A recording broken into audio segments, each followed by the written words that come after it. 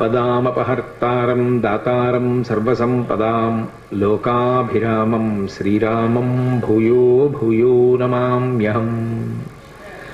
హరి ఓం. పరమేశ్వర స్వరూపైన సభకి నమస్కారం.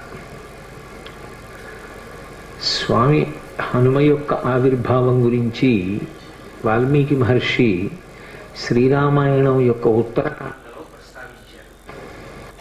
శ్రీరామాయణం యొక్క పట్టాభిషేక సర్గ కూడా పొదగబడినటువంటి యుద్ధకాండ కూడా దాటిపోయిన తరువాత ఉత్తరకాండ. ఉత్తరకాండ సాధారణంగా చదివేటటువంటి అలవాటు తక్కువగా ఉంటుంది. ఆ ఉత్తరకాండలో హనుమ యొక్క ఆవిర్భావ ఘట్టాన్ని వర్ణించారు. రామచంద్ర ప్రభువు అగస్త్య మహర్షిని ప్రశ్న వేశాడు. అసలు ఇంత అనితర సాధ్యమైనటువంటి బలపరాక్రమాలు ఎలా కలిగాయి? ఇంత బలపరాక్రమాలు కలిగినటువంటి హనుమకి తన ప్రభువు అయినటువంటి సుగ్రీవుడంటే అంత భక్తి ప్రపత్తులు కదా. అటువంటి వాడు తన ప్రభువైనటువంటి సుగ్రీవుడు ఆ సుగ్రీవుని యొక్క అన్నగారైనటువంటి వాలి చేత తరమబడితే భూమి చుట్టూ ప్రదక్షిణం చేశాడు తప్ప, ఆ సుగ్రీవుడితో కలిసి తిరిగాడు తప్ప వాలిని నిగ్రహించడానికి ప్రయత్నించలేదు. యథార్థానికి వాలి కన్నా రావణాసురుడి కన్నా హనుమయే బలవంతుడు అని నాకు అనిపిస్తోంది. 100 యోజనముల సముద్రాన్ని ఒక్కడే అవలీలగా లంఘనం చేశారా?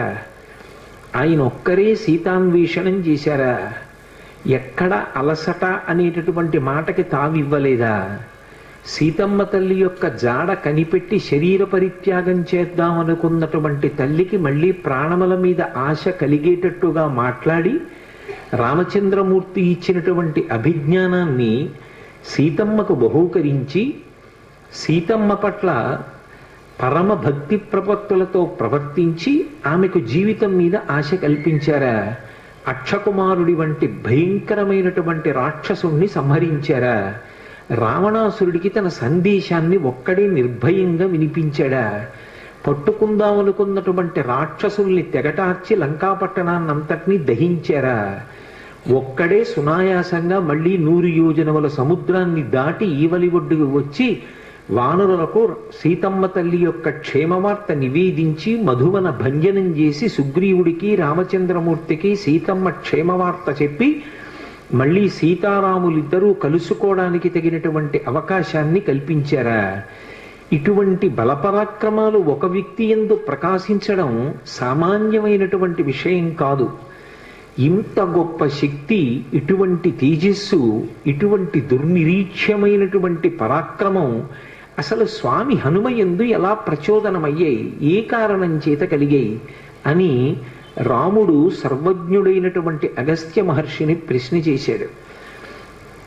దానికి జవాబు చెప్తూ అగస్త్య మహర్షి హనుమ యొక్క ఆవిర్భావ ఘట్టాన్ని వర్ణించారు. వర్ణిస్తూ ఒక మాట చెప్తారు. అప్సర స్త్రీలలో శ్రేష్ఠురాలు పుంజకస్థల. ఆమె ఒకప్పుడు శాపవశాత్తు అంజనాదేవి అనబడేటటువంటి పేరుతో కామరూపిణి అయి, అంటే కావలసిన రూపాన్ని పొందగలిగినటువంటి శక్తితో ఈ భూమండలం మీద ఆవిర్భవించింది. సూర్యుని యొక్క కిరణముల చేత నిరంతరము బంగారు కొండగా ప్రకాశించేటటువంటి మేరు పర్వత ప్రాంతంలో పరిపాలన చేసేటటువంటి వానర నాయకుడైనటువంటి కేసరికి భార్య అయింది. ఆయనకి భార్య అయినటువంటి ఆ అంజనాదేవి యందు ఔరసపుత్రుడిగా వాయుదేవుని యొక్క కుమారుడై స్వామి హనుమ ప్రభవించారు. అందులో ఆమె తపస్సు చేయడం కోసమని అరణ్యానికి వెళ్ళింది. శాలిశూక నిభాభాసం ప్రసూతేమం తదాంజన ఫలాన్యా హర్తుకామావై నిష్క్రాంతా దహనే వనే అన్నారు మహర్షి. శాలిశూక నిభాభాసం, ఒడ్డుగింజ యొక్క చివరి భాగం ఎంత బంగారు కాంతితో మెరుస్తూ ఉంటుందో అంత బంగారు రంగుతో ప్రభవించారాయన.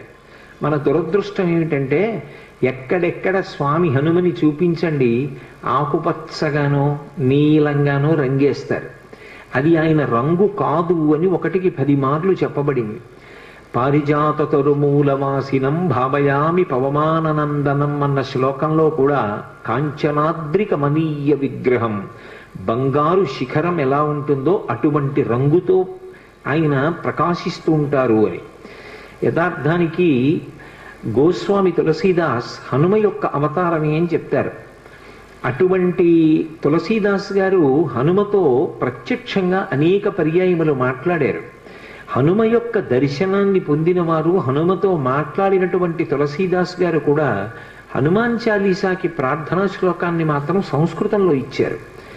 ఆయన అతులిత బలధామం స్వర్ణశైలాభదేహం అన్నారు. స్వర్ణశైలాభదేహం అంటే భా అంటే కాంతి. బంగారు కొండ ఏ కాంతితో ఉంటుందో అటువంటి కాంతితో హనుమ ఉంటారు. ఇది చెప్పిన వారు, హనుమని చూసిన వారు, హనుమతో మాట్లాడిన వారు, నిరంతరము హనుమ యొక్క సహాయమును పొందినవారు, హనుమదవతారముగా కీర్తింపబడిన వారు. సాక్షాత్తు తులసీదాసు గారు చెప్పిన మాట. సరే, వాల్మీకి మహర్షి వేష్టితార్జున వస్త్రం తం విద్యుత్ సంఘాత పింగళం అంటూ అనేక పర్యాయములు ఆయనని మెరుగుల పోగు ఎలా ఉంటుందో అలా ఉంటారు అని వర్ణించారు. కాబట్టి శాలిశూక నిభాభాసం ప్రసూతేమం తదాంజన. ఆ అంజనాదేవి వడ్డుగింజ యొక్క చివరి భాగం పచ్చటి కాంతితో ఎలా మెరిసిపోతూ ఉంటుందో అటువంటి రంగుతో ఉండేటటువంటి బిడ్డణ్ణి కంది. ఫలాన్యాహర్తు కామావై నిష్క్రాంత గహనే వనే. ఆమె ఆకలి తీర్చుకోవడం కోసమని ఏదో పళ్ళు సేకరిద్దామని అరణ్యంలో పక్క ఉన్నటువంటి చెట్ల దగ్గరికి వెళ్ళింది. ఈలోగా ఈ పుట్టినటువంటి పిల్లవాడు అనితర సాధ్యమైనటువంటి బలపరాక్రమములు ఉన్నవాడు. ఆయన యొక్క బలాన్ని వర్ణించడం ఎవరికీ సాధ్యం కాదు. పుట్టుకతోనే అంత గొప్ప బలం. అందుకే ఆయన ఆకాశం వంక చూశాడు. పుట్టిన పిల్లవాడికి కూడా మరి ఆకలి వేస్తుంది కదూ. ఆకలి వేసిన పిల్లవాడు తలెత్తి పైకి చూశాడు. చూస్తే బాలసూర్య బింబం కనపడింది. అప్పుడే ఉదయిస్తున్నటువంటి సూర్యబింబం. అది ఎర్రగా పండిన పండులా కనపడింది. శాఖామృగం వానరుడిగా ఉన్నారు ఉపాధి చేత. ఆ పండుని చూసి ఇదేదో తినేటటువంటి పదార్థం అనుకున్నారు. అనుకుని ఆయన వెంటనే ఆకాశ మార్గంలో సూర్యమండలం వైపుకి ఎగిరారు. ఇది అంత సామాన్యమైన విషయం కాదు. అందుకే ఆయన్ని కీర్తిస్తూ మనోజవం మరుతతుల్య వేగం అంటారు. మనస్సు యొక్క జవం ఎలా ఉంటుందో, గాలి యొక్క వేగం ఎలా ఉంటుందో అంత వేగము కలిగినటువంటి వారు హనుమ. అప్పుడే పుట్టిన పిల్లవాడు అంత వేగంతో సూర్యమండలం వైపుకి ఎడుతున్నాడు. బాలార్కాభిముఖో బాలో బాలార్క ఇవ మూర్తిమాన్ గ్రహీతు కామో బాలార్కం ప్లవతే అంబర మధ్యగా అన్నారు మహర్షి. చిన్న అప్పుడే పుట్టినటువంటి హనుమ, శిశురూపంలో ఉన్నటువంటి హనుమ ఆకాశంలో ఎగిరి సూర్యమండలం వైపుకు వెడుతుంటే బాలార్కాభిముఖో బాలు బాలార్క ఇవ మూర్తిమాన్, బాలసూర్యుడికి ఎదురుగుండా వేరొక బాలసూర్యుడు వెడుతున్నాడా అన్నంత తేజస్సుతో వెళ్ళారు. ఎందుకని అంటే నిన్ననే మీతో నేను మనవి చేశాను. ముఖం నాసికయా తస్యా తామ్రయా తామ్రమా బభౌ అంటారు మహర్షి. ఆయన ముఖమండలం, ఆయన నాసిక, ఆయన యొక్క మూతి అంత ఎర్రగా ఉంటాయి. అరుణారుణ కాంతులతో ఉదయిస్తున్నటువంటి సూర్యబింబం కూడా అంతే ఎర్రగా ఉంది. ఈయన బయలుదేరి సూర్యుడి వైపుకి ప్రయాణం చేస్తున్నారు. సూర్యుడి వైపుకి పిల్లవాడు వెళ్ళిపోతున్నాడు. కన్న తల్లి అంజనాదేవి పక్కనే పళ్ళు సేకరించడానికి వెళ్ళింది. పిల్లవాడికి ప్రమాదం జరుగుతుందేమో, సూర్యుని యొక్క కాంతి తట్టుకోలేక దహింపబడతాడేమోనని వెనక తండ్రి అయినటువంటి వాయువు అనుగమించారు. ఆ అనుగమించడంలో మంచు ఎలా ఉంటుందో అటువంటి చల్లటి వాతావరణాన్ని పిల్లవాడి చుట్టూ సృష్టించారు. ఇప్పుడు ఈ పిల్లవాడు సూర్యమండలం దగ్గరికి వెళ్ళి సూర్య బింబాన్ని పట్టుకున్నాడు. అయినా సూర్యుడు దహించలేదు. నిజానికి సూర్యుడు కాల్చేయాలి. కానీ ఆయన ఒక్కసారి ఆలోచించాడు.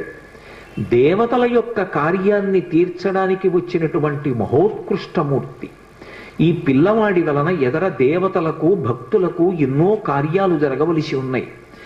బాల్యచేష్టితంగా తెలిసి తెలియక ఎగిరి వచ్చి నన్ను పట్టుకున్నాడు.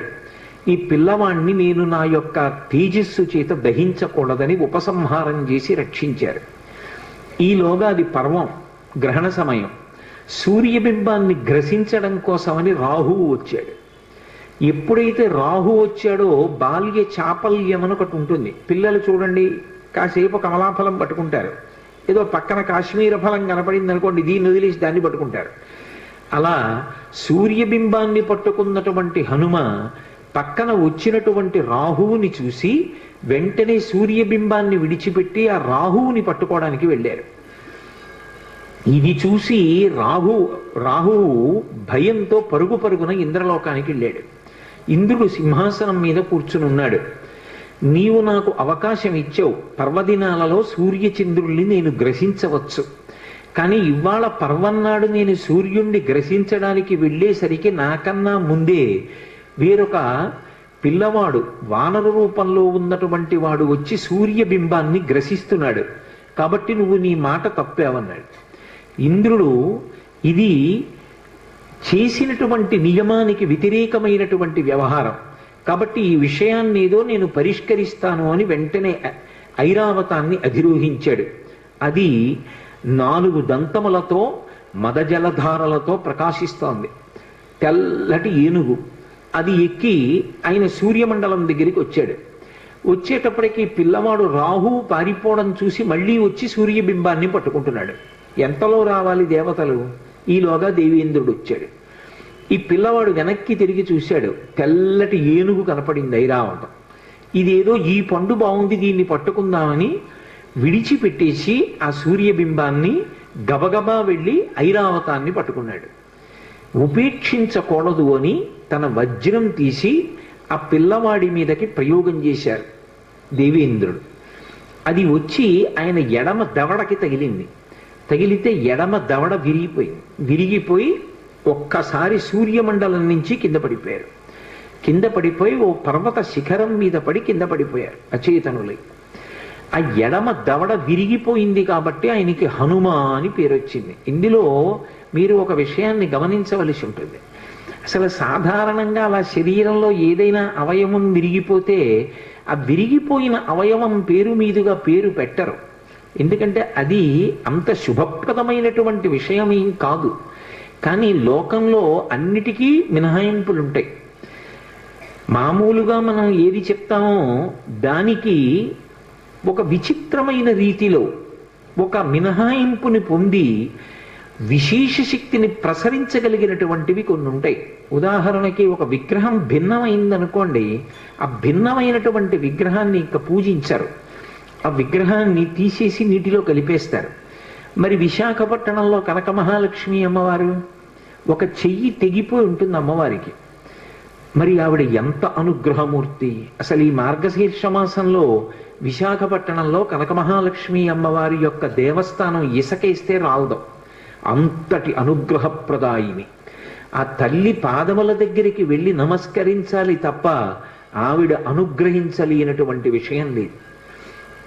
ఈ మధ్య కాకినాడలో నాకు అత్యంత ప్రాణ సమానమైనటువంటి మిత్రుడు, అతన్ని గుండె ఆపరేషన్ చేయడానికి థియేటర్లోకి తీసుకెళ్లారు అని చెప్పి డాక్టర్ గారు నాకు నా ఫోన్కి మెసేజ్ పెడితే, ఆయన్ని రక్షించుకోవడం నా చేతిలో ఉంటుందా?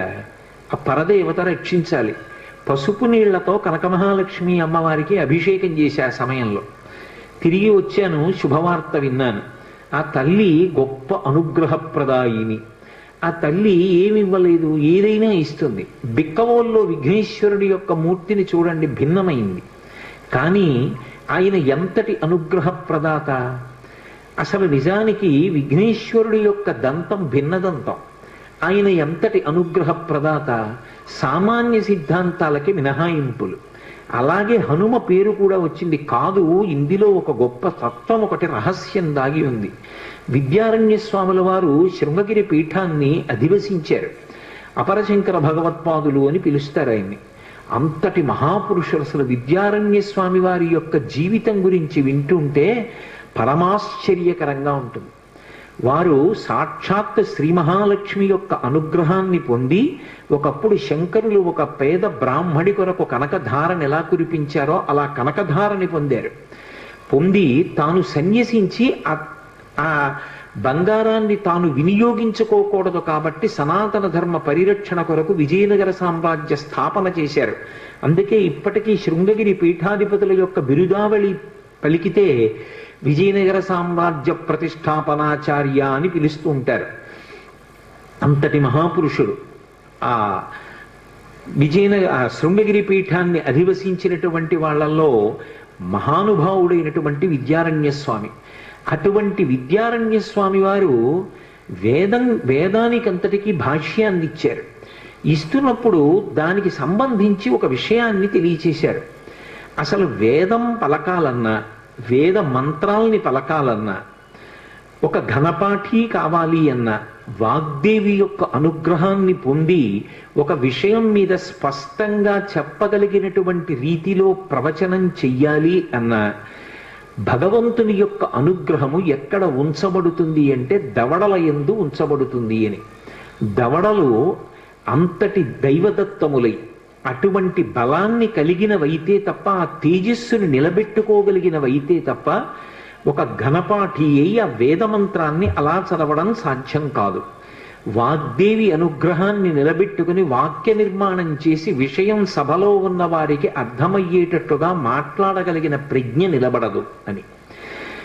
దవడ అంత గొప్పదిగా విద్యారణ్యుల చేత వర్ణింపబడింది.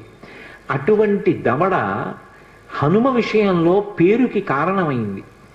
ఇంద్రుడు వజ్రాయుధం పెట్టి కొడితే ఒకవైపు దవడ మాత్రమే విరిగింది. అంటే ఆయన దవడలు ఎంత శక్తివంతమైనవో ఆలోచించండి.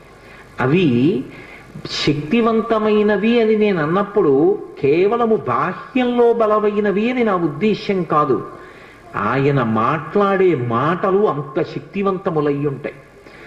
ఆయన యొక్క అనుగ్రహము అంత విశేషంగా ఉంటుంది. అందుకే మీరు శ్రీరామాయణాన్ని పరిశీలిస్తే రామచంద్రమూర్తి అంతటి వాడి చేత వాగ్వైభవానికి కితాబులందుకున్న వ్యక్తి స్వామి హనుమ. అంతటి మహానుభావుడు. అందుకే ఎడమ దవడ విరిగింది కాబట్టి, విరిగిన హనువు కలిగిన వారు కాబట్టి హనుమ అని పిలిచారు. అంజనాదేవి యొక్క కుమారుడు కనుక ఆంజనేయుడు అని పిలిచారు.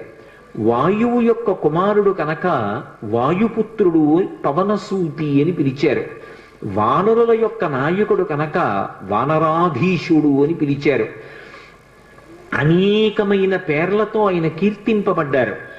అటువంటి హనుమ యొక్క ఎడమ దవడ విరిగిపోగానే వాయువు 2 చేతులతో పిల్లవాణ్ణి పట్టుకుని పర్వత గుహలోకి వెళ్ళిపోయి పసిపిల్లవాడు, ఏమీ తెలియనివాడు, యుక్తాయుక్త విచక్షణ లేనివాడు, పరిపక్వత లేనివాడు, అటువంటి పిల్లవాడు తెలిసో తెలియకో సూర్యమండలం వైపుకి వెళ్ళినంత మాత్రం చేత భవిష్యత్తులో అందరికీ పనికొచ్చేవాడు అని సూర్య భగవానుడు ఉపేక్షించిన ఇంద్రుడు మాత్రం ముందు వెనకలు ఆలోచించకుండా వజ్రాయుధం పెట్టి నా కుమారుణ్ణి కొట్టాడు.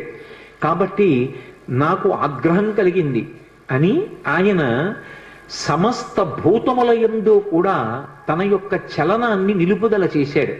అంటే సమస్త ప్రాణుల యందు కూడా వాయువు లోపల తిరుగుతూ ఉంటుంది. ఏదో ఊపిరి తీసి విడిచిపెట్టడమే కాదు, ఒక్కసారి ఊపిరి తీస్తే అది 10 వాయువులుగా విడిపోతుంది. ప్రాణ అపాన వ్యాన ఉదాన సమాన నాగ కూర్మ కృకర ధనంజయ దేవదత్తములు అని ఈ 10 పేర్లతో విడిపోయినటువంటి వాయువులో ఒక వాయువు ఈ శరీరం అంతా కూడా కదలడానికి, వంగడానికి, సంధిబంధములు నిలబడడానికి కారణమవుతుంది. దాని చేతనే శరీరము వంగుతుంది అని వేదాంత శాస్త్రం. కాబట్టి ఇప్పుడు ఆయన లోపల తిరగడం మానేశాడు, బయట తిరగడం మానేశాడు. ఇప్పుడు ఏమైంది? కాష్టభూతాన్ని జిజ్ఞిరే అన్నారు మహర్షి. కాష్టము అంటే కొయ్య. ప్రాణం పోయిన వ్యక్తి చూడండి, అప్పుడే చచ్చిపోయిన వ్యక్తి చెయ్యిలే అన్నారనుకోండి కదులుతుంది. కాసేపు అయిపోయింది అనుకోండి, కొంతసేపు అయిపోయిన తర్వాత కాష్టభూతం అయిపోతాడు. అంటే కొయ్య ఎలా అయిపోతుందో అలా అయిపోతాడు. ఓ కర్రని ఇట్నుంచి పట్టుకుని పైకెత్తితే మొత్తం కర్ర లేచినట్టు శరీరం కాలు పట్టుకు పైకెత్తితే మొత్తం శరీరం పైకి లేచిపోతుంది. కారణం వాయు ప్రసరణం ఆగిపోతుంది అని శాస్త్రం. కాబట్టి కాష్టభూతాన్ని జిజ్ఞిరే, ఎవరు ఎలా ఉన్నారో అలాగే బిగిసిపోయారు. ఇప్పుడు దానివల్ల ఏమైంది అన్నారు, ధర్మచక్రం నిలబడిపోయింది. ఇది ఈ దేశం యొక్క గొప్పతనం. ఏదైనా ఆగచ్చు, ధర్మచక్రం ఆగకూడదు. ఆ ధర్మచక్రం తిరుగుతూనే ఉండాలి. ధర్మచక్రం తిరగడానికి ప్రతివాడు తన ధర్మాన్ని తాను పాటించాలి. ఎందువల్ల ఆగిపోయింది అన్నారు? స్వాహాకారము, వషట్కారము, స్వాధ్యాయము ఆగిపోయి. స్వాధ్యాయము అంటే వేదం చదువుకోవడం. వేదం గురువుగారు చెప్పాలన్నా, శిష్యుడు పలకాలన్నా దవడలు కదలాలి. దవడలు కదలకుండా ఆగిపోయాయి సమస్త ప్రాణులకు. ఎందువల్ల? హనుమ యొక్క దవడ విరిగింది, అందరి దవడలు ఆగిపోయాయి. ఆగిపోతే స్వాధ్యాయం ఆగిపోయింది. అసలు వేదం చెప్పేవాడు చెప్పడానికి అవకాశం లేదు, వేదం నేర్చుకునేవాడు పలకడానికి అవకాశం లేదు. వషట్కారం ఆగిపోయింది. వషట్కారం అంటే దేవతలకు హవిస్సు ఇస్తారు, వేదమంత్రాలు చెప్తూ హవిస్సుని అగ్నిహోత్రంలో ఇస్తారు. అలా ఇవ్వాలి అంటే మంత్రం చెప్పాలి. మంత్రం చెప్పాలంటే దవడలు కదలాలి. స్వాహ అన్న దగ్గరికి వచ్చేటప్పటికి ఆ హవిస్సు సృక్కు స్రవంతో ఇవ్వాలి అంటే చేతులు కదలాలి. ఇప్పుడు అలా కదలకపోతే హవిస్సు అగ్నిహోత్రంలో పడకపోతే దేవతలకు అన్నం దొరకదు. కాబట్టి ఇప్పుడు ధర్మచక్రం అంతా నిలబడిపోయింది. సంధ్యావందనం ఎలా చేస్తారు? సూర్యాస్తమయం అవుతోంది. మీరు సంధ్యావందనం చెయ్యాలంటే ఉద్ధరణి పట్టుకుని ఇలా చేతిలో వేసుకుని ఓం కేశవాయ స్వాహ అని పుచ్చుకోవాలా? ఎలా పుచ్చుకోవడం? చేతులు కదలకపోతే. ఎవరి ధర్మం వాళ్ళు పాటించడానికి అవకాశం లేదు, ఆగిపోయింది ధర్మచక్రం. ఒక్క వానర శిశువుకి కలిగినటువంటి ఆపదకి సమస్తమైనటువంటి దేవతలు ప్రాణులు తల్లడిల్లిపోయారు. అందరూ కలిసి దేవతలు పరుగున సృష్టికర్త అయిన చతుర్ముఖ బ్రహ్మగారి దగ్గరికి వెళ్ళారు. దిక్పాలులలో ఒకడైనటువంటి వాయువు యొక్క ఆగ్రహం చేత ఇవాళ ప్రాణులలో వాయు సంచారం లేదు. వాయు సంచారం లేని కారణం చేత అనేక ఉపద్రవములు సంభవించాయి. నిజంగా ఋషి ప్రోక్తమైనటువంటి విషయాలు చదువుతుంటే ఎంత గొప్పగా వర్ణిస్తారా అనిపిస్తుంది. వాళ్ళు ఒక మాట అన్నారు, ఏమిటి వాయువు యొక్క శక్తి అంటే, నమస్తే వాయు త్వమేవ ప్రత్యక్షం బ్రహ్మాసి అని మనం ఆయన్ని స్తోత్రం చేస్తూ ఉంటాం. వాయువు యొక్క గొప్పతనం ఏముంది అంటే, దేవతలు అన్నారు వాయు ప్రాణ సుఖం వాయు, వాయు సర్వమిదం జగత్, వాయునాసం పరిత్యక్తం న సుఖం విందతే జగత్ అన్నారు. వాయు ప్రాణ, వాయువే ప్రాణము. కడుపు నిండా తిన్నాడా, మంచినీళ్లు తాగాడా, ఇది కాదు. ఊపిరి తీయాలి, ఊపిరి వదలాలి. తీసిన ఊపిరి వదలకపోయినా, వదిలిన తరువాత తీయకపోయినా మరణించినట్టే. యావత్ పవనో నివసతి దేహే తావత్ పృచ్చతి కుశలంగేహే, గతవతి వాయో దేహాపాయే భార్యా బిభ్యతి తస్మిన్ కాయే అంటారు శంకర భగవత్పాదులు. ఊపిరి తీయలేదో అప్పటి వరకు బాగున్నారా బాగున్నారా బాగున్నారా అని అడిగిన వాళ్ళు ఇక బాగున్నారా అని అడగరు. ఆ శివం వెళ్ళిపోయింది. వాయువే ప్రాణము. వాయు ప్రాణ సుఖం వాయు, నాకు సుఖంగా ఉందండి అంటాడు. ఏమిటి సుఖం? వాయువే సుఖం, బాహ్యమునందు ఆంతరమునందు కూడా. ఇప్పుడు ఎంత మెత్తటి కుర్చీ వేయండి, లేకపోతే ఎంత వేదిక మీద కూర్చోపెట్టండి, అసలు నాకు గాలి తగలటం లేదనుకోండి, నాకు మాట్లాడడానికి ఎంత ఇబ్బందిగా ఉంటుంది. కొద్దిగా గాలి తగులుతోంది అనుకోండి, నాకు అమ్మయ్యా అని సేద తీరి మాట్లాడగలుగుతాను. అసలు సుఖం అంటే వాయువే. కాదు కాదు, ఎంత ఐశ్వర్యం ఉండనివ్వండి, కాదు కాదంటే అది తప్పని కాదు నా ఉద్దేశం. అన్నిటికీ అర్థం పర్థం లేకుండాను అక్షరాల మధ్యలో చదవకూడదు. ఏదో ఇన్ బిట్వీన్ ది లైన్స్ అంటారే ఇంగ్లీష్లో, అలా వినకూడదు. కాదు కాదు అంటే అది మాత్రమే కాదు అని దాని అర్థం. ఆ వాయువు యొక్క గొప్పతనం ఎక్కడున్నది అంటే, ఇంట్లో ఎంత ఐశ్వర్యం ఉండనివ్వండి, పచనం చేసినటువంటి పదార్థం ఇంట్లో ఎంత ఉండనివ్వండి, ఎంత మంచి ప్రాంగణంలో మీరు ఉండనివ్వండి, ఊపిరి అందట్లేదు అనుకోండి, ఎగ ఊపిరి వచ్చింది లేకపోతే దిగ ఊపిరి వచ్చింది, ఇక వాడికి సంతోషం సుఖం అన్న మాట ఏమైనా ఉంటుందా? కాసేపు కార్యక్రమం అయిపోయిన తర్వాత పెడదామని అంటాడా? ఇహ అనడు. అసలు సుఖము అంటే వాయువే. ఆ ఊపిరి సరిగ్గా అందకపోతే మనిషికి సుఖం ఉండదు, మనిషికి ఏ ప్రాణికి ఉండదు. కాబట్టి వాయు ప్రాణ సుఖం వాయు, వాయు సర్వమిదం జగత్. అసలు వాయువే ఈ జగత్. ఆ వాయువు లేనినాడు ఈ జగత్తు లేదు. ఎందుకన్నారు ఈ మాట? జ అంటే జాయతే, గ అంటే గచ్చతే.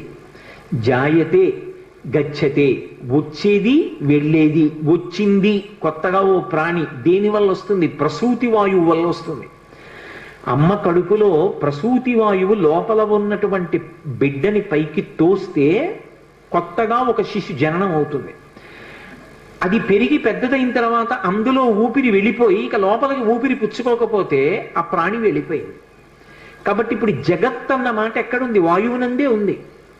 కాబట్టి వాయు సర్వమిదం జగత్ వాయునాసం పరిత్యక్తం న సుఖం విందతే జగత్. ఆ వాయువు కదలడం మానేసింది. లోకానికి సుఖం అన్న మాట లేదు, లోకమే లేదు, జగత్తు లేదు. కాబట్టి ఓ పితామహ, మీరు తొందరపడండి. వాయువుకి ఏ కారణం చేత ఆగ్రహం కలిగిందో ఆ ఆగ్రహాన్ని తీర్చండి. తీర్చి మళ్ళీ సమస్త భూతములు సంతోషపడేటట్టుగా చెయ్యండి. ఇప్పుడు బ్రహ్మగారే బయలుదేరాడు. ఒక్కొక్కసారి పరిస్థితి యొక్క ఉద్విగ్నతను బట్టి ప్రభువే వెళ్ళవలసి ఉంటుంది. వాళ్లే నా దగ్గరికి రావాలని అనకూడదు. కాబట్టి ఇప్పుడు ప్రభువే చతుర్ముఖ బ్రహ్మగారే బయలుదేరి పర్వత గుహ దగ్గరికి వెళ్ళాడు. గౌరవము అనొక మాట ఉంటుంది. ఎంత గౌరవంగా ఉంటుందంటే ఒక కావ్యాన్ని ఒక పురాణాన్ని మీరు పరిశీలిస్తే అంత మర్యాదగా ఉంటుంది. కోపం వేరు, కానీ యుక్తాయుక్త విచక్షణ వేరు. కోపం ఇప్పుడు దేనికి సాధనం కావాలి అంటే తప్పు జరిగినప్పుడు ఆ తప్పుని దిద్దడానికి సాధనం కావాలి. అది ఒక్కరు చేసిన తప్పు కాదనుకోండి, చాలా మంది కలిసి తప్పు చేశారు, అది ఒకడు చేసిన తప్పు కాదు. 50 మంది శిష్యులు ఉన్నారు, ఒక్కడికి గురువు గారు గుర్తురాల. ఏదో సుబ్రహ్మణ్య షష్ఠి నాడు ఉత్సవం జరుగుతోంది, కావడి పట్టుకుంటున్నారు, ఇంతమంది పట్టుకున్నారు, పేరుకి గురువు గారిని పిలుస్తారు, ఒక్కడికి గురువు గారు గుర్తు రాలేదనుకోండి, గురువు గారు ఎందుకు రాలేదని అడిగినవాడు లేడు, గురువు గారు రెండని పిలిచినవాడు లేడు. ఇప్పుడు గురువు గారికి కోపం రావాలా వద్దా అంటే వచ్చి తీరాలి. ఎందుకంటే వ్యవస్థ గాడి తప్పిపోయింది. కాబట్టి గాడిలో పెట్టాలి అంటే గురువు ఆగ్రహించాలి. ఎలా ఆగ్రహించాలి అంటే తాను కోపమునకు వశుడైపోకూడదు, కోపము తన చేతిలో ఉండాలి సాధనంగా, దాని చేత దిద్దాలి వ్యవస్థని. ఇది మీరు రామాయణాదుల్ని పరిశీలిస్తే ఎంత అద్భుతంగా కనపడుతుంది. వాయువు చతుర్ముఖ బ్రహ్మగారు వస్తుంటే నా కొడుకు ఇంత ఇబ్బందికి కారణం అవడానికి అదిగో ఆ ఇంద్రుడే కారణం, ఆ ఇంద్రుడితో దేవతలతో కలిసి బ్రహ్మగారు వస్తున్నాడు, నేనెందుకు లేచి నిలబడాలి అనలేదు. వెంటనే లేచి నిలబడ్డాడు. మంత్రములతో ఆయన దగ్గరికి వెళ్ళి ప్రదక్షిణం చేసి నమస్కారం చేసి చేతులు జోడించి నిలబడ్డాడు. వెంటనే చూశాడు, ఏమి వాయుదేవా, ఏమి ఆగ్రహం, ఇదిగో యుక్తాయుక్త విచక్షణ లేని నా బిడ్డడు దేవతలందరికీ పనికి రావలసిన వాడు సూర్యమండలం వైపుకు వెళ్ళాడని కొట్టాడు ఇంద్రుడు, పడిపోయాడు. వెంటనే ఆయన తన కమండలంలో నీళ్లు ఆ పిల్లవాడి మీద జల్లి స్పృశించాడు బ్రహ్మగారు. చతుర్ముఖ బ్రహ్మగారి యొక్క స్పర్శ కలగగానే ఆ పిల్లవాడు అప్పుడే పుట్టిన వాళ్ళ మళ్ళీ లేచి కూర్చున్నాడు. లేచి కూర్చుంటే వాయువుతో సహా సమస్త దేవతలందరూ సంతోషించారు. వెంటనే వాయువు మళ్ళీ ప్రసరణం ప్రారంభం చేశాడు. సమస్త భూతముల యందు ఆయా శరీరముల యందు వాయు ప్రసరణం ప్రారంభమైంది. ఆ వాయు ప్రసరణం ఎప్పుడైతే ప్రారంభమైందో అందరూ సేద తీరారు. ఇప్పుడు బ్రహ్మగారు అన్నారు, ఈ పిల్లవాడు మహోత్కృష్టమైనటువంటి మూర్తి, ఇతను దేవతా కార్యములను సాధించవలసిన వాడు, అందుకే నేను ఇతనికి వరమిస్తున్నాను. ఈ పిల్లవాడు బ్రహ్మదండము చేత కూడా కొట్టబడడు ఇకపైన, మీరు కూడా ఈ పిల్లవాడికి వరాలివ్వండి అని ఆజ్ఞాపించాడు దేవతల్ని. సాధారణంగా వరమిస్తే దేవతలు ఏదో ఒక కోర్కె తీరేటట్టుగా ఇస్తారు, కానీ హనుమ విషయంలో చాలా విచిత్రమైన రీతిలో వరం ఇచ్చారు. ఆ దేవతలందరూ బయలుదేరారు. సూర్య భగవానుడు వచ్చాడు. వచ్చి ఆయన అన్నాడు, ఈ పిల్లవాడికి నేను గురుస్థానం వహిస్తాను. ఒక గురువు దొరకడం అంటే జీవితంలో ఎంత గొప్ప విషయమో అర్థమవుతుంది. అందున ఇవాళ ఆదివారం కాదు, త్రయోదశిత ఉంది సూర్యోదయానికి. హనుమకి సూర్యనారాయణమూర్తి పేరు చెప్తే చాలు పరమ సంతోషం. ఎందుకంటే ఆయన గురువుగారే లోకంలో. అందుకని ఆ సూర్యనారాయణమూర్తి వచ్చి ఈ పిల్లవాడికి తగిన వయస్సు వచ్చిన తరువాత నేను శాస్త్రపాఠం చెప్తాను, ఇతనికి నేను గురువు అవుతాను. ఇంకంతకన్నా లోకంలో కావలసింది ఏముంటుందండి? అసలు తగిన గురువు లభించడం కన్నా అదృష్టం ఉంటుందా? సూర్యుడే వచ్చి గురువు అవుతానన్నాడు. కానీ అది తర్వాత ఎంత చమత్కారానికి దారి తీసిందో మీరు పరిశీలించవలసి ఉంటుంది. దేవేంద్రుడు వచ్చాడు, ఒక విచిత్రమైన కోరిక కోరాడు. ఈ పిల్లవాడిని నేను వజ్రాయుధం పెట్టి కొట్టాను. కొడితే కేవలం ఇతని ఎడమ దవడ ఒక్కటి విరిగింది. ఈ విషయం లోకానికంతటికీ తెలియడం కోసం వజ్రాయుధం పెట్టి కొడితే విరిగినటువంటి ఎడమ దవడ కలిగిన వాడు కాబట్టి హనుమా అని పిలవబడాలి. ఈ పిల్లవాడు ఇక పైన నా వజ్రాయుధము చేత ఎన్నడూ కొట్టబడడు. నా వజ్రాయుధం ఈ పిల్లవాడిని ఏమీ చెయ్యలేదు. వెంటనే యమధర్మరాజు గారు వచ్చాడు. ఆయన అన్నాడు, లోకంలో ఏ ప్రాణులైనా సరే నేను వేసినటువంటి యమపాశముల చేత శరీరాన్ని విడిచిపెట్టేస్తారు, జీవుడు ఉత్క్రమణం అవుతాడు. కానీ ఈ పిల్లవాడు యమపాశముల చేత కట్టబడడు. నా యొక్క అనుగ్రహం లేకపోతే రోగములు వస్తాయి, రోగముల చేత బాధపడతారు జనులు. కానీ ఈ పిల్లవాడి శరీరానికి ఎప్పుడు రోగం రాదు. ఏ రోగం లేకుండా ఎప్పుడు పరమ సంతోషంతో ఆనందంగా జీవనం చేస్తాడు. యమధర్మరాజు గారు వరం ఇచ్చాడు. వెంటనే వరుణుడు బయలుదేరి వచ్చాడు. ఆయన అన్నాడు, 10 లక్షల సంవత్సరముల తర్వాత కూడా నా వరుణపాశముల చేత ఈ పిల్లవాడు బంధింపబడడు. ఈ పిల్లవాడు నీటిలో మునిగిపోయినా ప్రమాదము జరగదు. నీటి యందు పిల్లవాడికి ప్రమాదము జరగకుండా వరుణపాశముల చేత కట్టబడడు అని నేను వరమిస్తున్నానన్నాడు. కుబేరుడు బయలుదేరి వచ్చాడు. వచ్చి ఆయన అన్నాడు, ఆయన ఒక కన్ను పచ్చగా ఉంటుంది, పచ్చటి కన్ను పెట్టుకుని ఉంటాడు కుబేరుడు. సరే, ఆ వృత్తాంతం అంతా వేరనుకోండి. కాబట్టి ఆ కుబేరుడు అన్నాడు, నా కుబేరుని యొక్క దండము చేత యక్షుల చేత ఈ పిల్లవాడు కట్టబడడం, నా శక్తి ఈ పిల్లవాడిని కట్టడానికి సరిపోదు అన్నాడు. పరమశివుడు వచ్చాడు, నా త్రిశూలము చేత కాని నా సంబంధమైన ఏ అస్త్రము చేత కాని ఈ పిల్లవాడు కట్టబడడం. విశ్వకర్మ వచ్చాడు. ఆయన అన్నాడు, సమస్తమైనటువంటి అస్త్రములు నా చేత నిర్మింపబడ్డాయి, శస్త్రములు నా చేత నిర్మింపబడ్డాయి. శస్త్రములు అంటే బాహ్యంలో చేత్తో పట్టుకుని కొట్టడానికి పొడవడానికి పనికొస్తాయి. శూలం, గద, కత్తి, డాలు, ఢమరుకం, ఇలాంటి డాలు వంటివి. ఇటువంటి శస్త్రములు ఏవి కూడా ఇతని యందు పనిచేయవు. అంతేకాదు, ఏ అస్త్రాన్ని ప్రయోగించినా కూడా ఈ పిల్లవాడు అస్త్రము చేత కట్టబడడు. ధనుర్వేదంలో ఉన్న ఏ అస్త్రం ప్రయోగించండి, అది రౌద్రాస్త్రం, ఐంద్రాస్త్రం, వారుణాస్త్రం, ఏ అస్త్రమైనా సరే ఈ పిల్లవాడు అస్త్రముల చేత కట్టబడడం. ఇప్పుడు సృష్టిలో ఆయన అంతటి బలపరాక్రమములు కలిగిన వాడు వేరొకడు ఉన్నాడా ఎక్కడైనా? ఇక లేడు. అంతటి బలపరాక్రమములు కలిగిన వాడు ఎవరి చేత కట్టబడనివాడు. ఇంత శక్తి కోరుకుంటే కూడా బ్రహ్మగారు ఒక్కడికి కూడా ఇవ్వలేదు. అలాంటిది శాసనం చేసి దేవతలందరి చేత ఇప్పించారు. ఇప్పుడు ఇంత శక్తివంతుడయ్యాడు ఆ పిల్లవాడు. దేవతలందరూ అంతర్ధానం అయిపోయారు. వాయువు పిల్లవాడిని తీసుకెళ్లి తల్లి అంజనాదేవికి అప్పచెప్పి తాను వెళ్ళిపోయాడు. ఈ పిల్లవాడు మున్యాశ్రమాల్లో పెరిగి పెద్దవారు అవుతున్నాడు. అపారమైనటువంటి బలం, అపారమైనటువంటి తేజస్సు. ఇప్పుడు ఆ పిల్లవాడు ఏం చెయ్యాలి అంటే, బాల్యచేష్టితముల చేత ఏం చెయ్యాలో తెలియక ఆ మున్యాశ్రమాల్లో ఆరవేసుకున్నటువంటి మడిబట్టలు, నారచీరలు అన్నీ చింపేస్తుండేవాడు. అక్కడ ఉన్నటువంటి సృక్కులు, స్రువాలు మొదలైన వాటిని విరిచేస్తుండేవాడు. అక్కడ పెట్టినటువంటి మంగళద్రవ్యాలు, పేలాల పాత్రలు, ధాన్యం, ఆవు పాలు, పెరుగు, నెయ్యి, లాజలు, పేలాలు ఇలాంటివి కనపడితే ఆ పాత్రలన్నీ ఛిద్రం చేసేవాడు. యజ్ఞకుండాల్ని తిరగతోసేసేవాడు.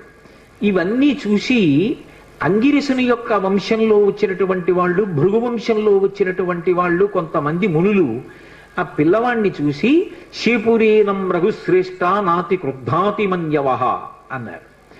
ఎక్కువ కోపం పెట్టుకుని కాదు మనసులో వాళ్ళు శాపం ఇచ్చింది, వాళ్ళు ఏదో కోపంతో ఇవ్వలేదు.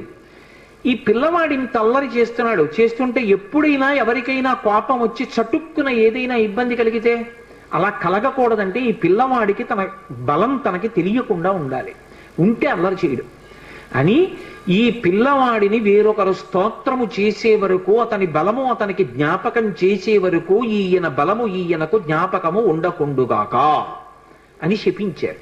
ఎలా శేపురేనం రఘుశ్రేష్ఠ నాతి క్రుద్ధాతి మన్యవ యదాతే స్మర్యతే కీర్తి తదాతే వర్ధతే బలం. మళ్ళీ ఎప్పుడు ఈయన్ని స్తోత్రం చేస్తారో, ఈయనకి ఇచ్చినటువంటి శాపాన్ని చెప్తారో, ఎప్పుడు ఈయన బలాన్ని ఈయనకి జ్ఞాపకం చేస్తారో అప్పుడు ఆయన బలం ఆయనకి వచ్చేస్తుంది. అగస్త్యుడు ఉత్తరకాండలో రామచంద్రమూర్తితో మాట్లాడుతున్నాడు. మళ్ళీ వెనక్కి రండి. అడిగాడు కదూ రామచంద్రమూర్తి, మరి హనుమ యొక్క ప్రభువైనటువంటి సుగ్రీవుడి అన్నగారైన వాలి చేత తరమబడుతూ భూమండలమంతా తిరుగుతున్నా వాలి కన్నా రావణాసురుడి కన్నా బలవంతుడైనటువంటి హనుమ వాలిని ఎందుకు నిగ్రహించలేదు? ఇది రామచంద్రమూర్తి ప్రశ్న. దానికి అగస్త్య మహర్షి జవాబు చెప్పి అన్నారు, తెలియదు హనుమకి తన బలం తనకి తెలియదు కాబట్టి నేను వాలిని నిగ్రహించగలను అని తెలియక సుగ్రీవుడు పారిపోతుంటే ఆయన వెంట తాను కూడా పారిపోయాడు తప్ప తాను రక్షించే ప్రయత్నం చెయ్యలేదు. కానీ ఎప్పుడు మళ్ళీ తెలిసింది హనుమకి తన బలం తనకి అంటే సుందరకాండ ప్రారంభంలో, కిష్కింధకాండ చిట్ట చివర్లో సముద్రాన్ని దాటవలసి వచ్చినప్పుడు వానరములన్నీ వెళ్ళి ఆ సముద్రపు ఒడ్డున కూర్చున్నాయి. దక్షిణ తీరంలో లంకకి చేరాలి, ఉత్తర తీరంలో కూర్చునున్నారు వానరులందరూ. కొన్ని లక్షల వానరములు కూర్చునున్నాయి. ఎదురుగుండా 100 యోజనముల సముద్రం కనపడుతోంది. నేను దాటగలనన్నవాడు మాత్రం కనపడలేదు. 10 యోజనములు, 20 యోజనములు, 30 యోజనములు, 90 యోజనములు వెడతానన్నవాడే తప్ప 100 యోజనములు దాటి వెళ్ళగలనన్నవాడు లేడు. యువరాజు అంగదుడు లేచి అన్నాడు, నేను 100 యోజనముల సముద్రాన్ని గడచి వెళ్ళగలను, కానీ మళ్ళీ తిరిగి రాగలనో లేనో నమ్మకం లేదన్నాడు. కాబట్టి ఇప్పుడు 100 యోజనముల సముద్రాన్ని దాటి ఆవలి ఒడ్డుకి కాంచనలంకలో ప్రవేశించి మళ్ళీ క్షేమంగా తిరిగి రాగలిగినటువంటి జవసత్వములున్నవాడు లేడు. అందరూ చతికిలబడి కూర్చున్నారు. తన బలం తనకి జ్ఞాపకం లేదు కాబట్టి హనుమ కూడా కూర్చున్నారు. అప్పుడు జాంబవంతుడు లేచాడు. జాంబవంతుడు చతుర్ముఖ బ్రహ్మగారు ఆవలిస్తే వచ్చినవాడు. అందుకని ఆయనది దీర్ఘాయుష్మంతుడు. అందుకే మీకు ద్వాపర యుగంలో కూడా కనపడతాడు. ద్వాపర యుగంలో కూడా వినాయక చవితి వ్రతకల్పంలో శ్రీకృష్ణ భగవానుడితో యుద్ధం చేస్తాడు. ఆ జాంబవంతుడు లేచి ఒక మాట అన్నాడు, నాయనా హనుమా, నీ బలాన్ని నువ్వు మరిచిపోయావు, నీ బలం నీకు జ్ఞాపకం లేదు. ఒకానొకప్పుడు శ్రీ మహావిష్ణువు వామనమూర్తిగా వచ్చి బలిచక్రవర్తి దగ్గర 3 అడుగులు దానం అడిగారు. ఇచ్చాను, నీకు కావలసిన భూమిని తీసుకో, కొలుచుకో అన్నాడు బలిచక్రవర్తి. వెంటనే ఆ చిన్న పిల్లవాడిగా వచ్చినటువంటి వామనమూర్తి తన యొక్క పాదముల చేత 3 అడుగుల భూమిని కొలవడం కోసమని ఒక పాదంతో ఈ భూమిని అంతటినీ కొలిచాడు, ఒక పాదంతో ఆకాశాన్నంతటినీ కొలిచాడు. 3వ అడుగు ఎక్కడ పెట్టను అన్నాడు. అప్పుడు ఇంతంతైవటుడు ఇంతయై మరియు తానింతై అభోవీధిపై అంతైతో యదమండలగ్రమణ కల్లంతై ప్రభారాశిపై అంతై చంద్రునకంతయై ధ్రువునిపై అంతై మహర్వాటిపై అంతై సత్యపదోన్నతుండగుచు బ్రహ్మాండాంత సంవర్ధి. అంత పెరిగిపోయినటువంటి ఆ త్రివిక్రమ స్వరూపంతో పాటుగా అరణ్యములతో పర్వతములతో ఉన్నటువంటి ఈ భూమికంతటికి 21 మార్లు ప్రదక్షిణం చేశాను హనుమ. జాంబవంతుడు చెప్తున్నాడు.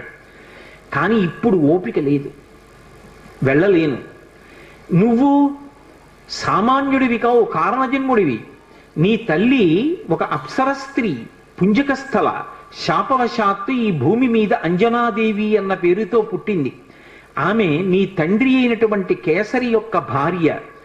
వాయుదేవుడు ఔరసపుత్రుడిగా కేసరికి క్షేత్రజునిగా అనుగ్రహించాడు నిన్ను. అప్పుడు పుట్టినటువంటి కారణజన్ముడివి.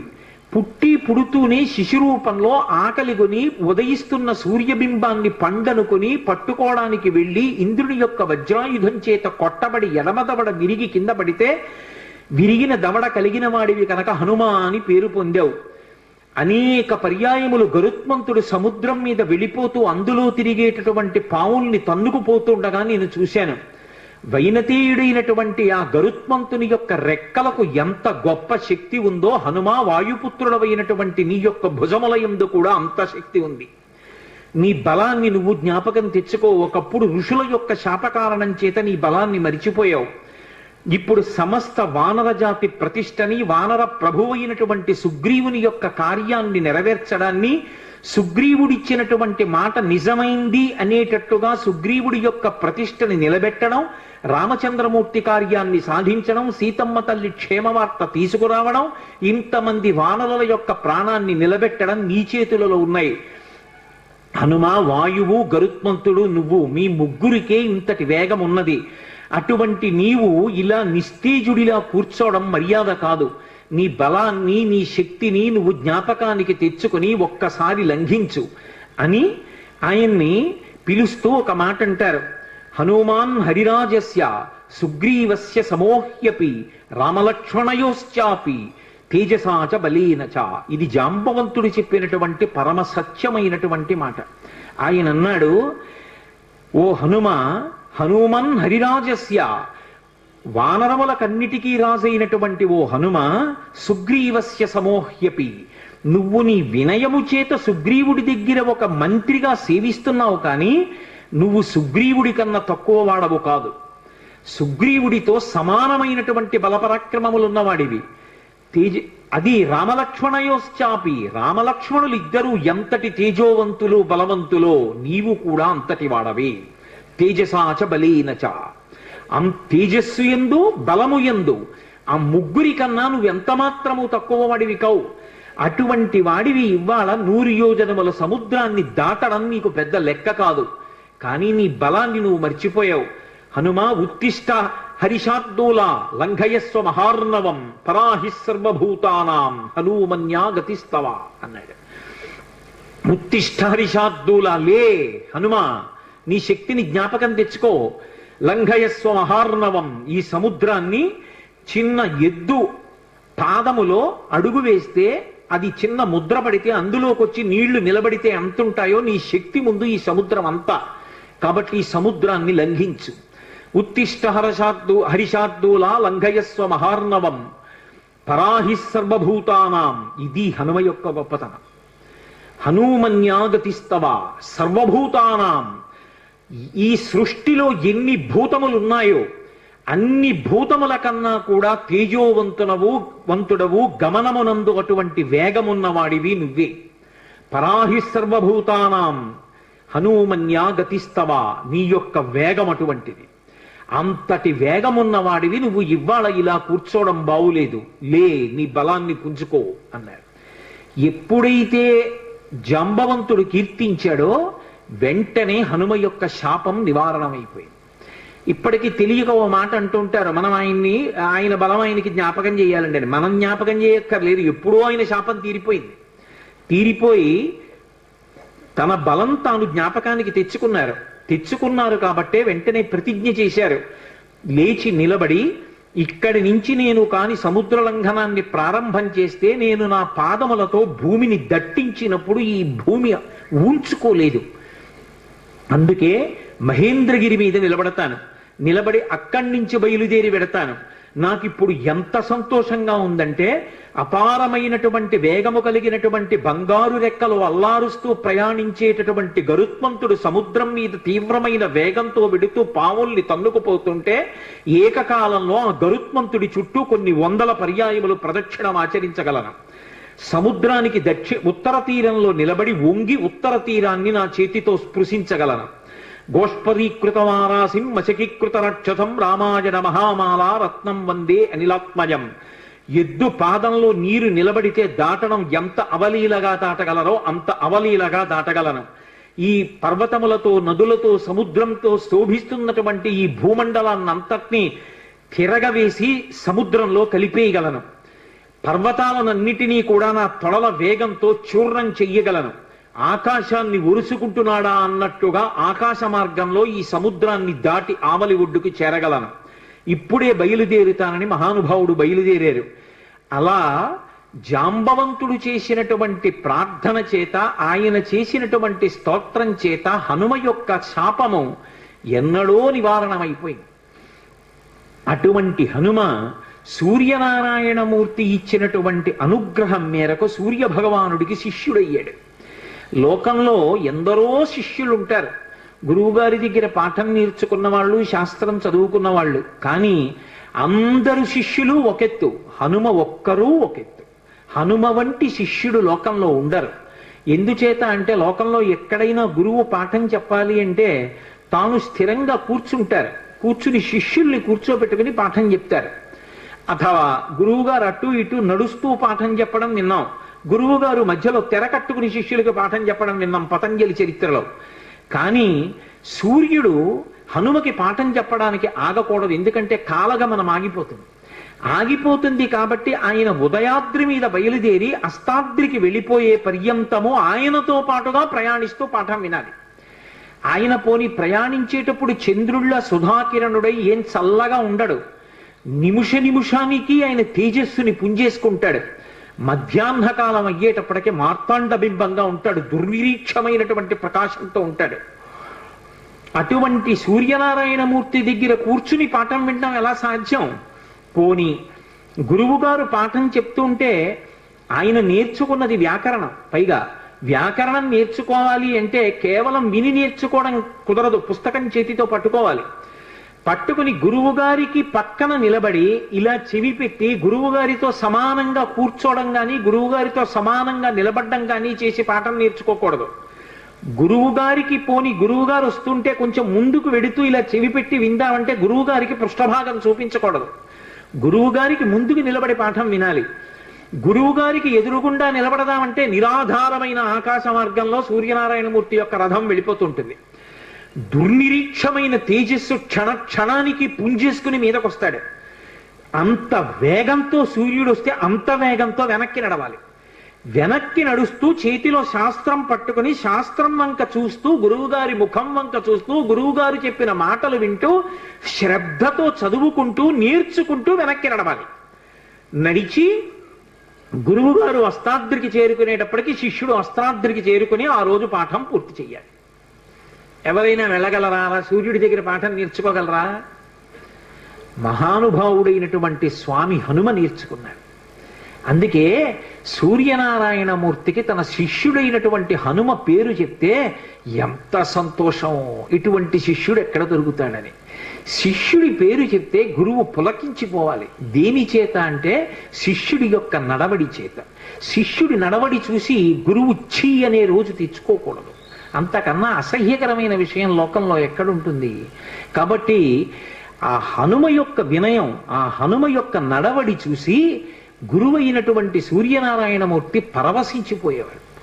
విచిత్రం ఏమిటంటే హనుమకి గురువు సూర్యనారాయణమూర్తి, ఆ సూర్య వంశంలో ప్రభవించినటువంటి వాడు రామచంద్రమూర్తి.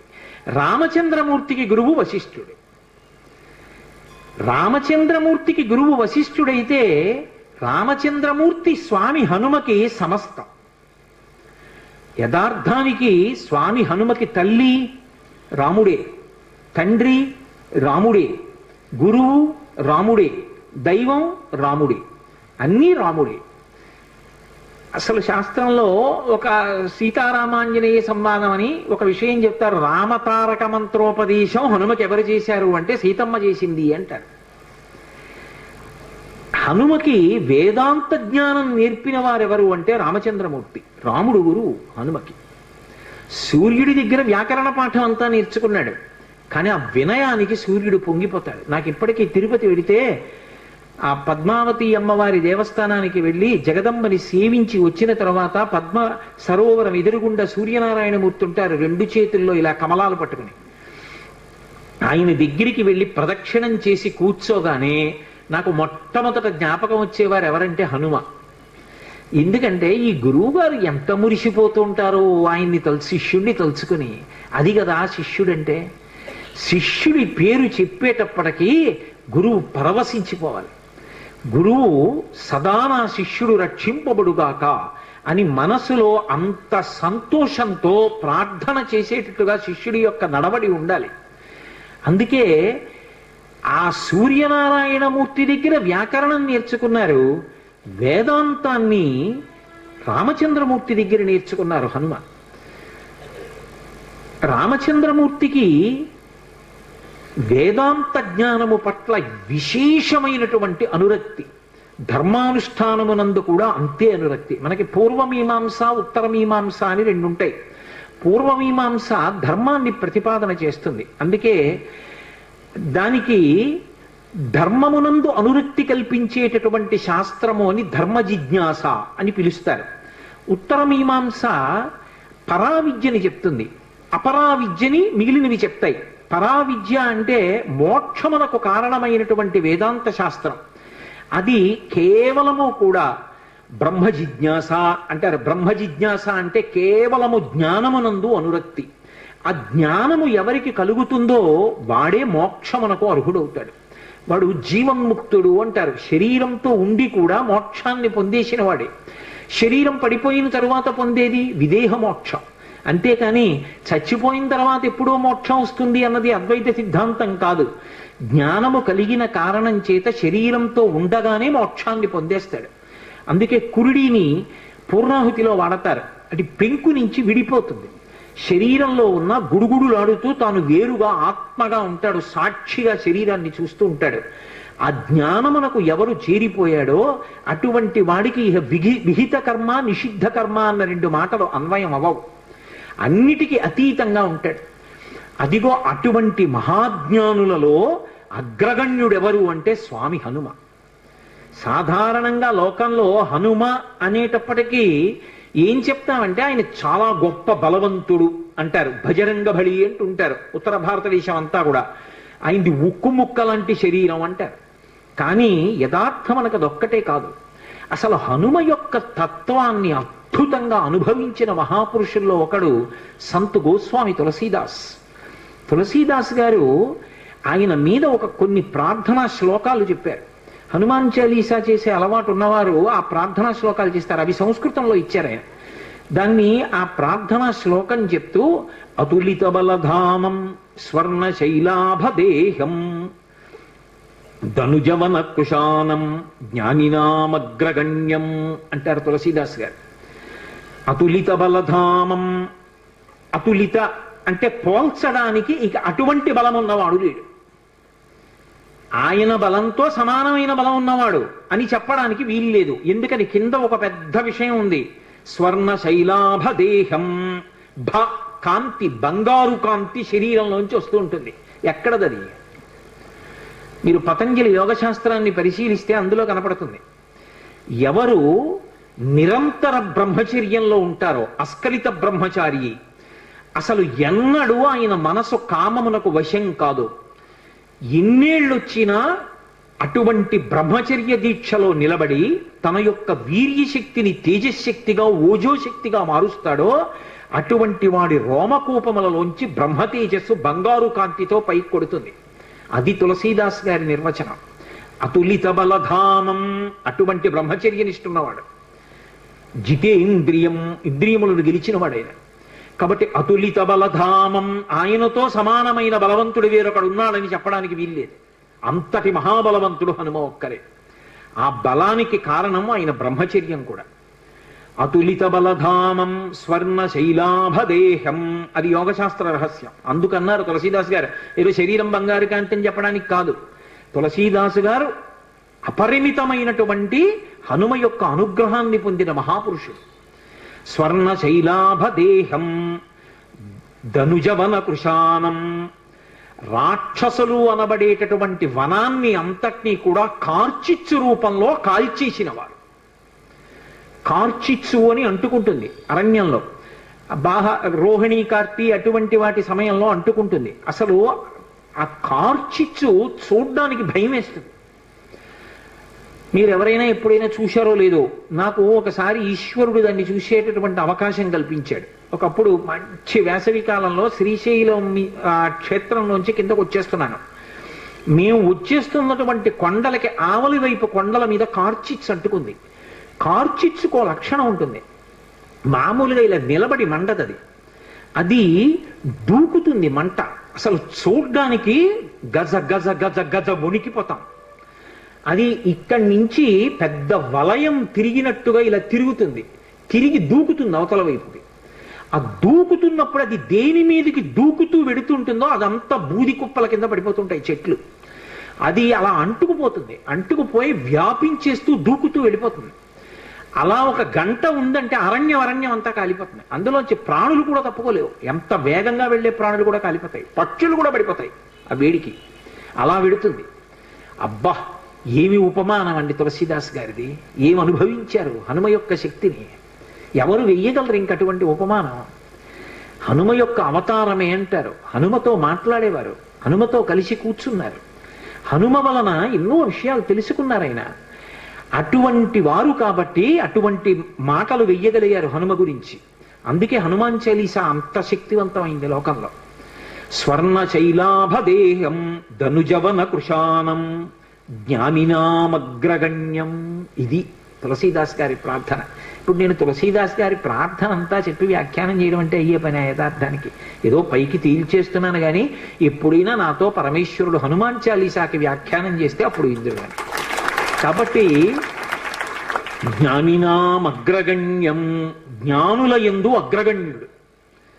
మామూలు వాడు కాదాయన, జ్ఞానుల యందు అగ్రగణ్యమైనటువంటి వాడు. ఎక్కడది ఈ విషయాలన్నీ తులసీదాస్ గారు ఎట్నుంచి కలుపుతున్నారు? నేను ఇందాక మీతో మనవి చేశానే, ధర్మ జిజ్ఞాస బ్రహ్మ జిజ్ఞాస అని ఉంటాయి అని. ధర్మ జిజ్ఞాస రాముడు అరణ్యవాసంలోనూ రాజ్య పరిపాలనలోనూ నిరూపణం చేశాడు. ఆయన ఎక్కడ నేర్చుకున్నాడు ఈ బ్రహ్మ జిజ్ఞాస? యోగవాసిష్టం అని ఓ గ్రంథం ఉంది, అద్వైత సిద్ధాంతానికి ఆయుపట్టు. వశిష్ఠుడు గురువై అద్వైత రహస్యములను, అసలది జ్ఞానవాసిష్టము అంటారు. అటువంటి జ్ఞానాన్నంతటినీ వశిష్ఠుడు రామచంద్రమూర్తికి ప్రబోధం చేశాడు. అప్పుడు విన్నాడు, అనుభవంలోకి తెచ్చుకున్నాడు. మీరు ఎప్పుడైనా అటువంటి మూర్తిని చూశారో లేదో నాకు తెలియదు. నాకు జ్ఞాపకం ఉంటే నేను ఈ 5 రోజుల్లో మీకు ఆ మూర్తిని తీసుకొచ్చి చూపిస్తాను. ఒక అద్భుతమైన ప్రార్థనా శ్లోకం ఉంటుంది. రాముడు రాజ్య పరిపాలకుడిగా కాదు, గురువుగా కూర్చుంటే ఎలా కూర్చుంటాడో.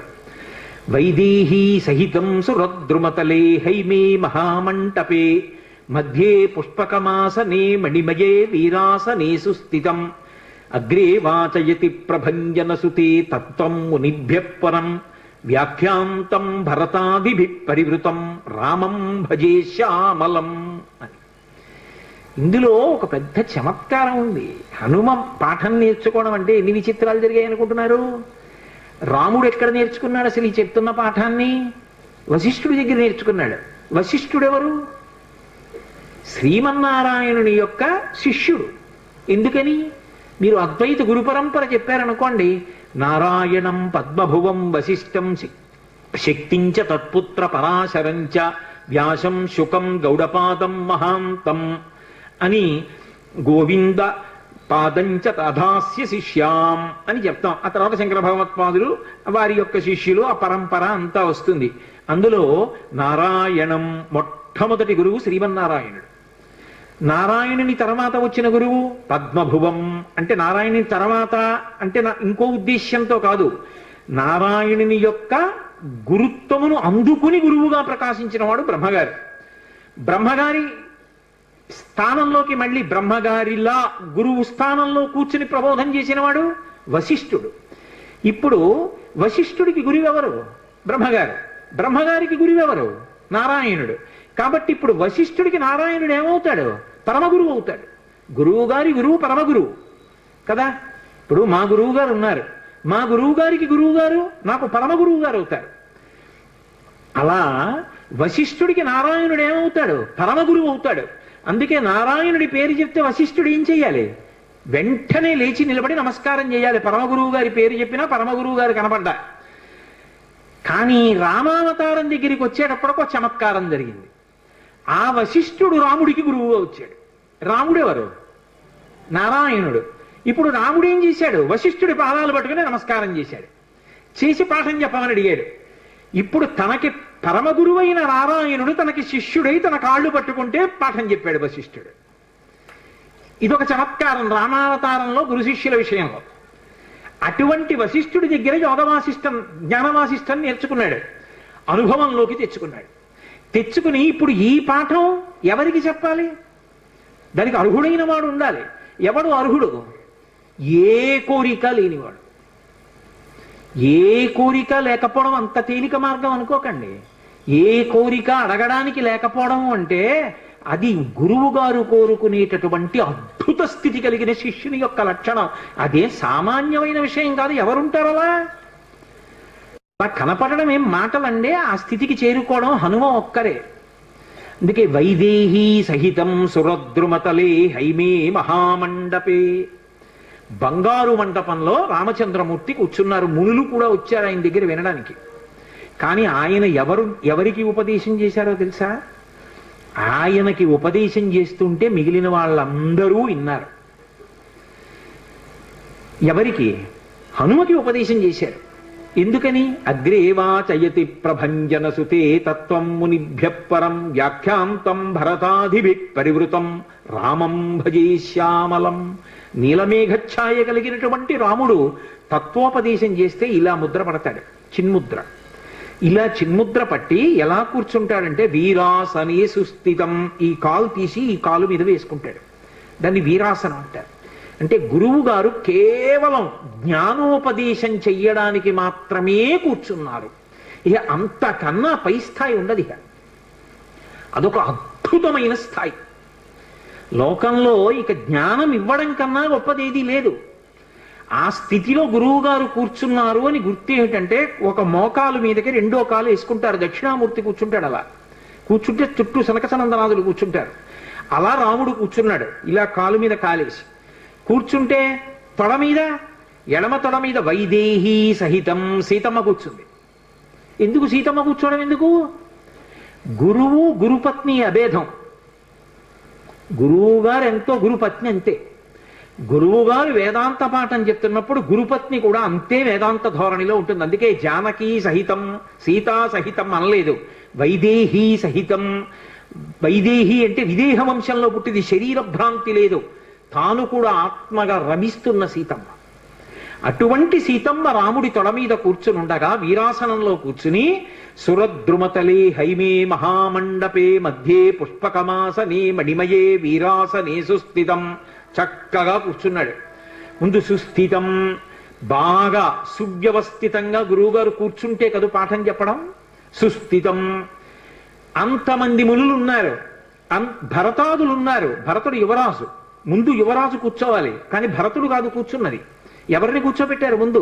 ఎవరికి చేస్తున్నాడు ఉపదేశం? అగ్రేవాచయతి ప్రభంజన సుతే, ప్రభంజన సుతుణ్ణి కూర్చోబెట్టారు.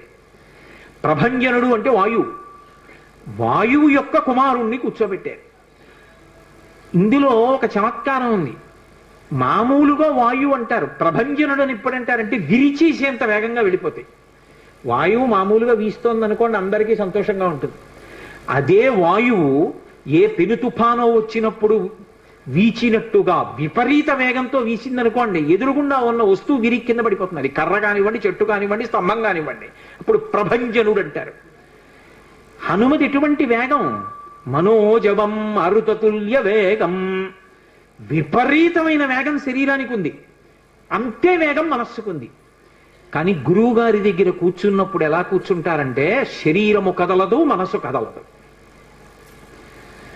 మనకంత వేగం లేకపోయినా శరీరము అంత వేగంగా వెళ్ళదు. నిజానికి హనుమ మనసుకున్నంత వేగము లేదు. అయినా కూడా మన మనసు గురువు గారి దగ్గర ఉండదు.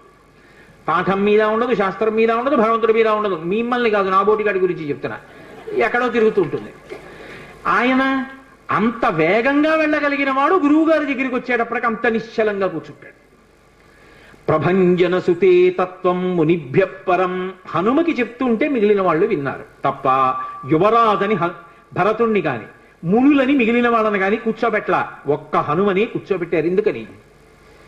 ఏ కోరిక లేకుండా మనసులో నాకు ఇది కావాలన్న కోరిక లేదు. అందుకని బ్రహ్మ జిజ్ఞాస అందుకోవడానికి అర్హుడయ్యాడు.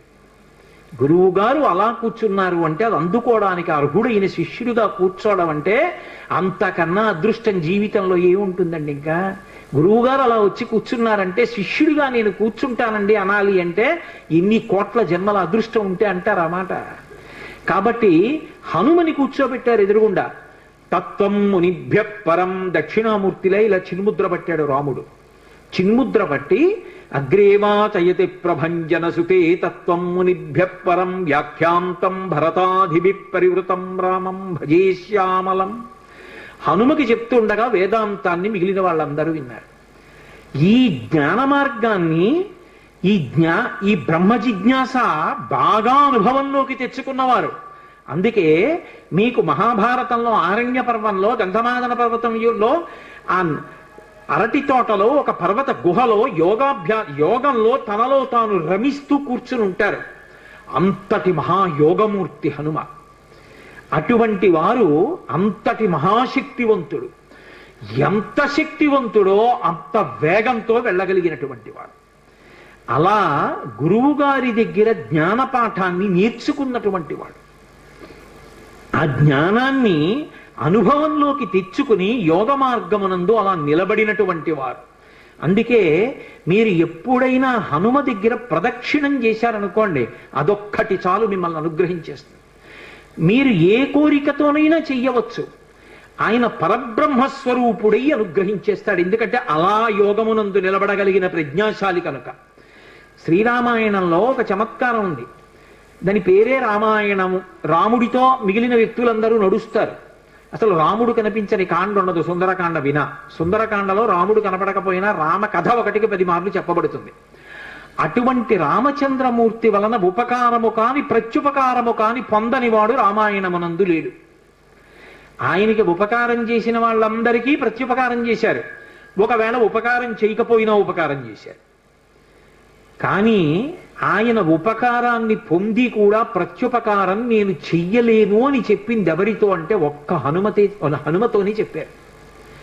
రామాయణ పరిసమాప్తి సమయంలో హనుమని దగ్గరికి పిలిచి గట్టిగా కౌగిలించుకుని ఒక మాట అన్నారు. మదంగే జీర్ణతాం యాతు యత్పయోపకృతం కపేహి నరహ ప్రత్యుపకారాణం అపత్సాయ అతిపత్రతాం అన్నారు.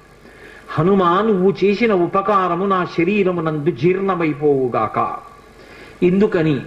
నువ్వు నాకు చేసిన ఉపకారానికి నీకు ప్రత్యుపకారం చెయ్యడానికి సాధ్యం కాదు. నేను కష్టంలో ఉంటే నువ్వు నా భార్య యొక్క జాడ కనిపెట్టావు.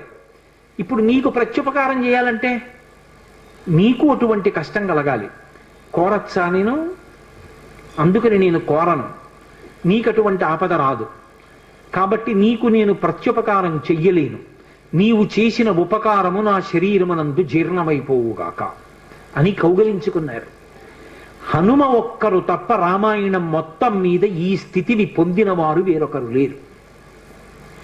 అందుకే రామచంద్రమూర్తి అవతార పరిసమాప్తి సమయంలో ఆయనతో అందరూ వచ్చేస్తానని వెనక వెళ్ళిపోతున్నప్పుడు హనుమని కూడా అడిగారు.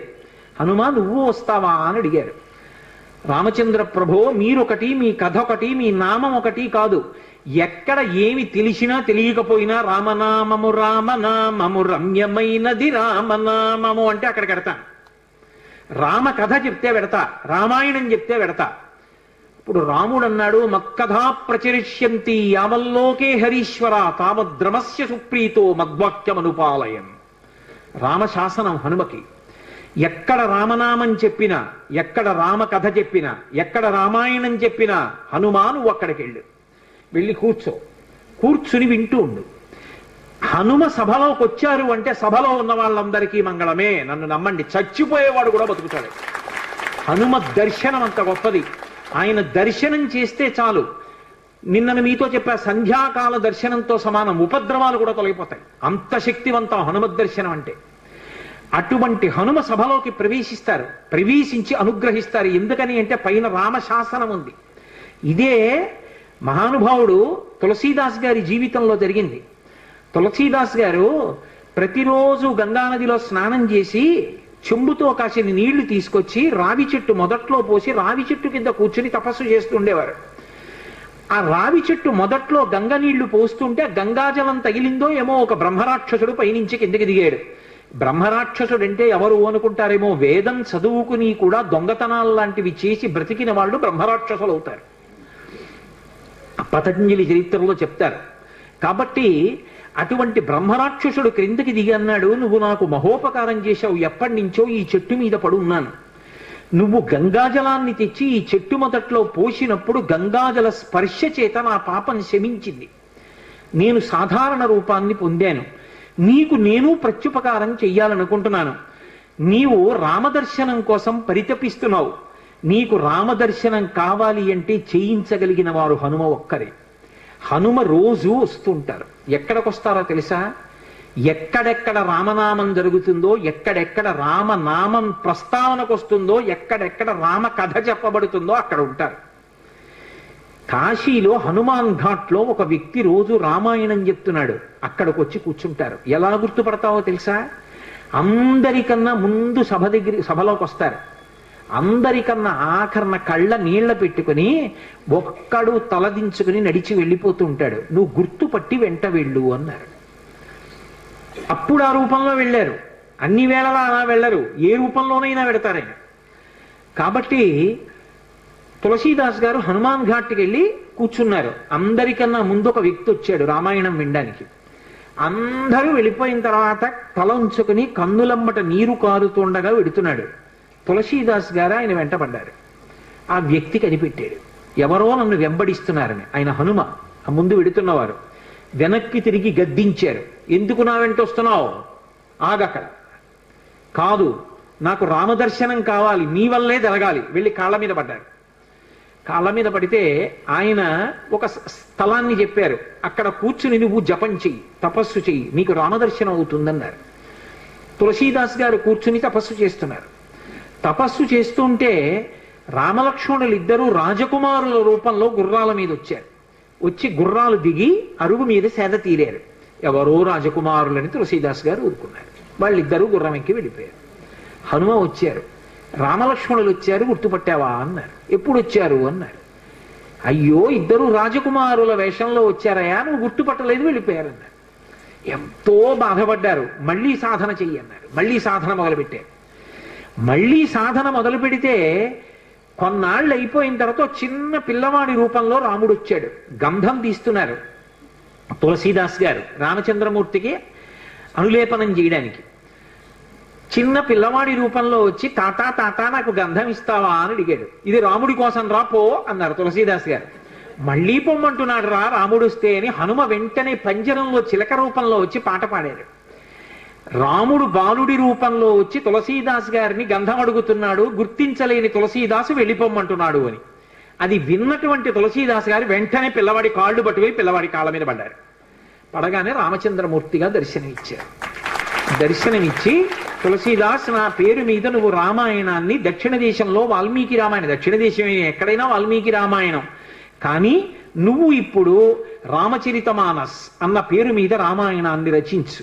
ఉత్తర భారతదేశంలో రామచరితమానస్కి ఎంత గౌరవం అంటే, మీరు ఆలయాల్లోకి వెళ్ళండి, వ్యాసపీఠాలు పెట్టి దాని మీద రామచరితమానస్ పెడతారు. గుళ్ళోకి వెళ్ళిన వాళ్ళు కనీసం ఒక్క శ్లోకమైన అందులోంచి చదువుకుని చక్కగా ఓ పువ్వు ఏదో పెట్టి నమస్కారం పెట్టొస్తారు. రామచరితమానస్కి అంత గొప్ప. విచిత్రం ఏంటంటే హనుమాన్ చాలీసా, రామచరితమానస్ రెండు తులసీదాస్ గారి శరీరంతో ఉండగానే ప్రఖ్యాతి వహించేసాయి.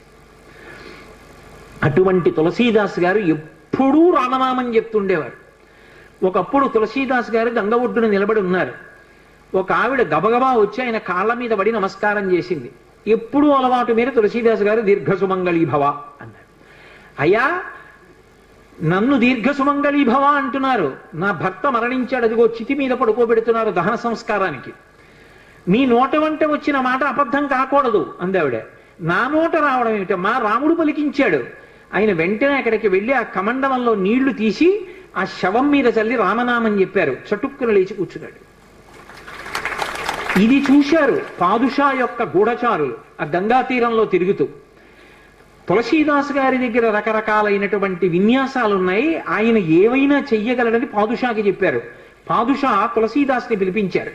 పిలిపించి, నువ్వేమిటో చచ్చిపోయిన వాడిని బతికించావుట, ఏవి కొన్నటువంటి వింత చేష్టితములు చెయ్యన్నారు. తులసీదాస్ గారు అన్నాడు, వింత చేష్టితములు చేయడానికి నేను గారడివాణ్ణా?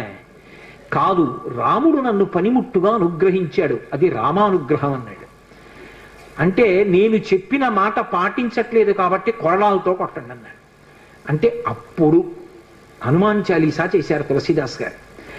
కళ్ళు మూసుకుని హనుమని తెలుసుకుని హనుమాన్ చాలీసా చేస్తుంటే భటులు వచ్చి కొరడాలు పట్టుకుని కొట్టడానికి పైకెత్తుతున్నారు. ఆశ్చర్యం ఏమిటంటే ఆ రోజున పాదుషా కోట అంతఃపురం అంతటా పెద్ద పెద్ద కోతులు వచ్చి ప్రతి సైనికుడి చెయ్యి పట్టుకున్నాయి కదలకుండా. పాదుషా భయపడిపోయి సింహాసనం దిగి కిందకొచ్చి తులసీదాస్ గారి కాళ్ళ మీద పడ్డాడు. అప్పుడు ఖచ్చితంగా పూర్తయిపోయింది హనుమాన్ చాలీసా. ఆ తులసీదాస్ గారి చదివినప్పుడు అన్ని కోతుల రూపంలో వచ్చి ఎదురుగుండా హనుమ నిలబడి కాపాడారు తులసీదాస్ గారిని. అందుకే అప్పటికీ ఇప్పటికీ ఎప్పటికీ కూడా హనుమాన్ చాలీసాకి అంత శక్తి. తులసీదాస్ గారు ఎప్పుడు మాట్లాడుతూ ఉండేవారు స్వామి హనుమతోటి. రామాయణ రచన చేసేటప్పుడు, రామచరితమానస్ రాసేటప్పుడు ఏ ఏ ఘట్టం దగ్గరికి వచ్చేటప్పుడు ఆయా ఘట్టం దగ్గర మళ్ళీ హనుమకి చదివి వినిపిస్తూ ఉండేవారు. హనుమ అంతా చదివి సరేనంటుండేవారు. అబ్బో ఎన్ని చమత్కారాలు, వాళ్ళిద్దరి మధ్యలో ఎన్ని విశేషాలు జరిగాయో తులసీదాస్ గారికి హనుమకి.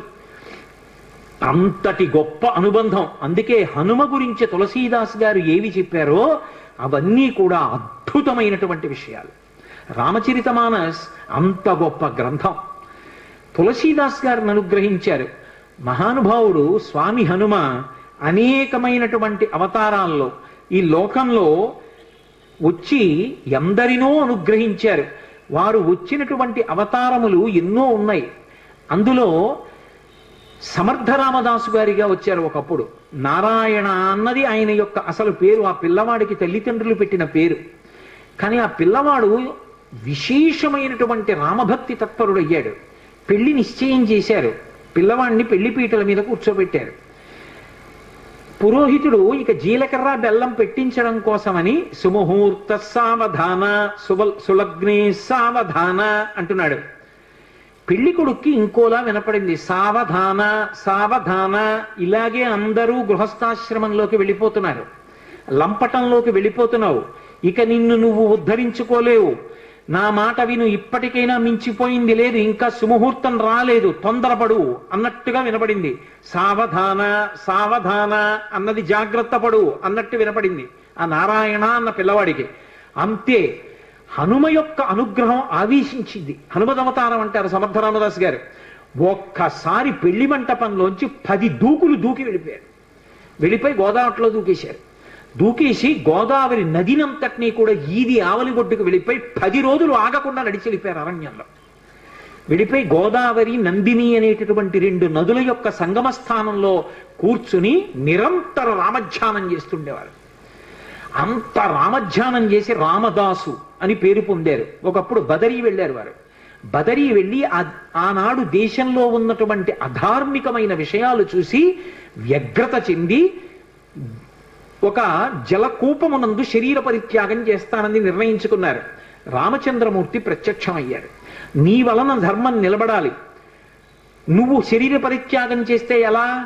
నువ్వు సమర్థుడవు ధర్మం నిలబెట్టడానికి, నీ వలన ఒక వ్యక్తి ధర్మాన్ని నిలబెట్టేవాడు తయారవుతాడు. అందుకే సమర్థ రామదాస్ అన్న పేరుతో లోకంలో వ్యవహరించమన్నారు. సమర్థ రామదాస్ అని పేరు మార్చుకుని హిమాలయ పర్వతాల నుంచి వస్తుంటే ఆయనకి హనుమత్ సాక్షాత్కారం అయింది. సమర్థ రామదాసు గారికి దీక్ష ఎవరిచ్చారు అంటే స్వయంగా హనుమ ఇచ్చారు.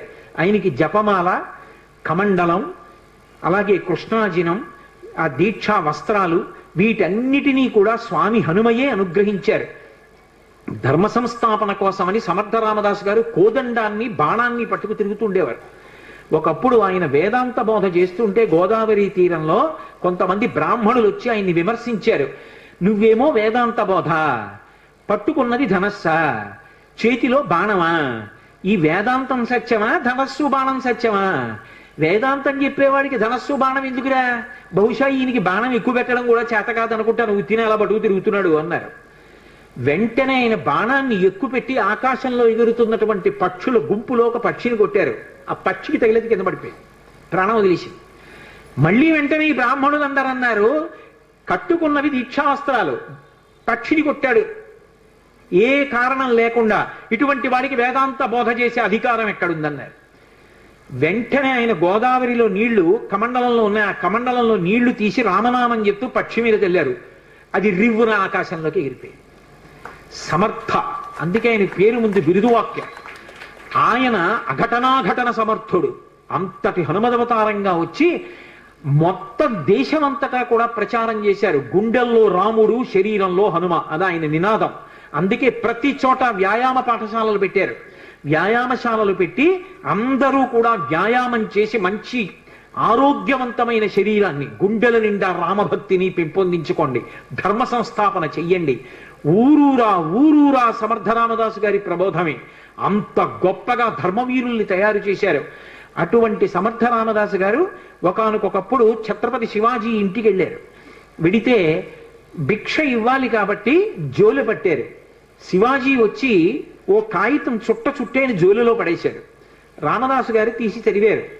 చదివేటప్పటికి తన యావత్ సామ్రాజ్యాన్ని గురువు గారికి అర్పించేస్తున్నాను అని ఉంది. నేను దీక్ష తీసుకున్నవాణ్ణి, నాకెందుకయా, నా ప్రతినిధిగా నువ్వు పరిపాలించు, కానీ రాజ్యాన్ని నాకు ప్రదానం చేశావు కాబట్టి నీ పతాకం మాత్రం కాషాయ వస్త్రంతో ఉండాలని తన కాషాయ వస్త్రాన్ని పతాకంగా ఇచ్చారు. అందుకే ఛత్రపతి శివాజీ పతాకం కాషాయ వస్త్రం. శ్వేతాశ్వం కాషాయ వస్త్రంతో ఆయన తెల్లగుర్రం మీద ఎక్కి కాషాయ పతాకం పట్టుకుని ఎడుతుండేవాడు. అటువంటి మహానుభావుడు. ఒకప్పుడు శివాజీ సమర్థ రామదాసు గారి దర్శనానికి వెళ్ళారు. వెడితే సమర్థ రామదాసు గారు ఆయనకి ప్రసాదం ఇచ్చారు. ఇంటికి వెళ్ళి ఈ ప్రసాదం చూసుకో అన్నారు. ఇంటికి వెళ్ళి విప్పారు. విప్పితే అందులో ఒక మూటలో మట్టి ఉంది, ఒక మూటలో గులకరాళ్ళు ఉన్నాయి, ఒక మూటలో గుర్రపు లద్ది ఉంది, ఒక మూటలో కొబ్బరికాయ ఉంది. ఇంతటి శివాజీ తెల్లబోయాడు. ఏమిటి ప్రసాదం, ఎందుకు ఇచ్చారు గురువు గారని. మహాతల్లులు ఈ లోకంలో బిడ్డల్ని కన్న తల్లులు భారతదేశంలో ఎంత గొప్ప వాళ్ళని తయారు చేశారో. వెంటనే ఆ తల్లి వచ్చింది, జీజీబాయి వచ్చి ఆవిడంది, సమర్థ రామదాసు గారు ఏదైనా ఇచ్చారు అంటే అది ఉత్తినైపోయేది కాదు. ఎందుకు ఇచ్చారో తెలుసా? మహానుభావుడు ఆయన మట్టి ఇచ్చారు అంటే నువ్వు భూపతివికా, రాజ్య పరిపాలన చెయ్యి ధార్మికంగా అని ఇచ్చారు. ఆయన గులకరాళ్ళు ఇచ్చారు, కొండల మీద కోటలు కట్టమని ఆదేశం. గుర్రపు లద్దెనిచ్చారు అంటే ఆశ్విక దళాల్ని ఎక్కువగా పెంచుకోమని అర్థం. కొబ్బరికాయ ఇచ్చారు, మనసులో మధురంగా ఉండి పైకి చాలా గంభీరంగా కఠినంగా ఉండు, అప్పుడు కానీ వ్యవస్థ అదుపులో ఉండదని నీకు చెప్తున్నారు. ఈ 4 సందేశాలు నీకు చెప్పడానికి 4 రకాల ప్రసాదం ఇచ్చారని చెప్పారు. సమర్థ రామదాసు గారు చిట్ట రామచంద్రమూర్తి యొక్క నామం చెప్తూ ఆయన రామచంద్రమూర్తి యొక్క మూర్తి పాదముల మీద తలపెట్టి శరీరాన్ని విడిచిపెట్టారు. హనుమయే ఈ దేశంలో ధర్మాన్ని నిలబెట్టడానికి ఒకప్పుడు సమర్థ రామదాసుగా వచ్చారు. ఎందరూ పొందారండి హనుమత్ సాక్షాత్కారం. ద్వైతమతావలంబకులు మహానుభావులు రాఘవేంద్ర స్వామి వారు హనుమ యొక్క సాక్షాత్కారాన్ని పొందారు. ఆయన్ని చిన్నతనంలో వెంకటనాథుడు అని పిలుస్తుండేవారు. ఆయన కటిక పేదరికం అనుభవించారు. శిష్యులందరికీ కూడా వేదాంత పాఠం చెప్పి దొరికినదేదో అది తినేవారు. ఆయన చరిత్ర గురించి చెప్తూ కొన్ని అద్భుతమైన విషయాలు చెప్తారు. వారి భార్య గారికిట ఒక్కటే చీర ఉండేదిట. ఆ చీర సగభాగం కట్టుకునేవారట, సగభాగం తడిపి ఆరేసేవారట. అవతలది ఆరితే ఆ ముక్క కట్టుకుని ఈ ముక్క ఆరేసుకునేవారట ఆవిడ. అయినా సరే దరిద్రాన్ని పక్కన పెట్టి భర్త గారిని అనుగమించినటువంటి మహాపతివ్రత. అటువంటి తల్లి, ఒక్కగానొక్క కొడుకు. శిష్యులకి వేదాంత పాఠం చెప్పి దొరికితే తినడం, లేకపోతే ఉపవాసం. అటువంటి వారు ఒకసారి ఒక చోటికి శుభకార్యానికి వెడితే ఆయన్ని పిలిచి గంధం తీయమన్నారు వచ్చిన అతిథులందరికీ గంధం పెట్టడానికి. సూక్త పఠనము అని ఒక మాట ఉంది లోకంలో. పరమభక్తితో సూక్తాన్ని పఠిస్తే సూక్తాధిదేవత అనుగ్రహిస్తుంది. ఆయన అగ్ని సూక్తం చదువుతూ గంధం తీశారు. తీస్తే ఆ గంధం అందరూ బొట్టు పెట్టుకున్నారు. ఒళ్ళు మంటలు వచ్చేసింది వచ్చిన అతిథులకి. ఎక్కడది ఈ గంధం, ఎందుకు ఇలా మంటలు వచ్చిందని అడిగారు. ఆ యజమాని అడిగాడు రాఘవేంద్ర స్వామిని, ఎందుకు ఇలా మంటలు వస్తుంది? అప్పటికి ఇంకా వెంకటనాథుడు ఆయన పేరు. ఎందుకు ఇలా మంటలు వచ్చిందని అడిగారు. నేను అగ్ని సూక్త పఠనం చేస్తూ ఈ గంధం తీశానన్నారు. ఏమిటి, అగ్ని సూక్తం చదువుతూ నువ్వు గంధం తీస్తే ఒళ్ళు మంటలు వచ్చిందా? నువ్వు వరుణ సూక్తం చదివితే చల్లబడుతుందా అన్నారు. చల్లబడుతుందన్నారు. ఏది వరుణ సూక్తంతో తీయన్నారు. ఆయన వరుణ సూక్తం చదువుతూ గంధం తీశారు. ఆ గంధం పెట్టుకుంటే అందరికీ ఒళ్ళు చల్లగా అయిపోయింది. అంతటి మహానుభావుడు. సుధీంద్ర స్వాముల వారిని వారి గురువు గారి ఆజ్ఞ మేరకి అకస్మాత్తుగా వారు సన్యాసాశ్రమం తీసుకుని రాఘవేంద్రుడు అన్న పేరుతో ఆ ద్వైత మఠాధిపతులు అయ్యారు. వారు మన ఆంధ్రదేశంలో మంత్రాలయం దగ్గరే హనుమ గురించి జపం చేస్తే పంచముఖాలతో ఆంజనేయ స్వామి ఆయనకి ప్రత్యక్షం అయ్యారు. పంచముఖ ఆంజనేయ స్వామిని ఉపాసన చేసిన మహాపురుషుడు. ప్రహ్లాదుడి యొక్క అంశలో వచ్చాడు అంటారు రాఘవేంద్ర స్వామి. ఎంతమంది హనుమత్ సాక్షాత్కారం పొందారండి. అంతటి మహానుభావుడు. అటువంటి హనుమ లోకంలో ఎవరికి ఏది ఇవ్వలేనిదన్నది లేదు.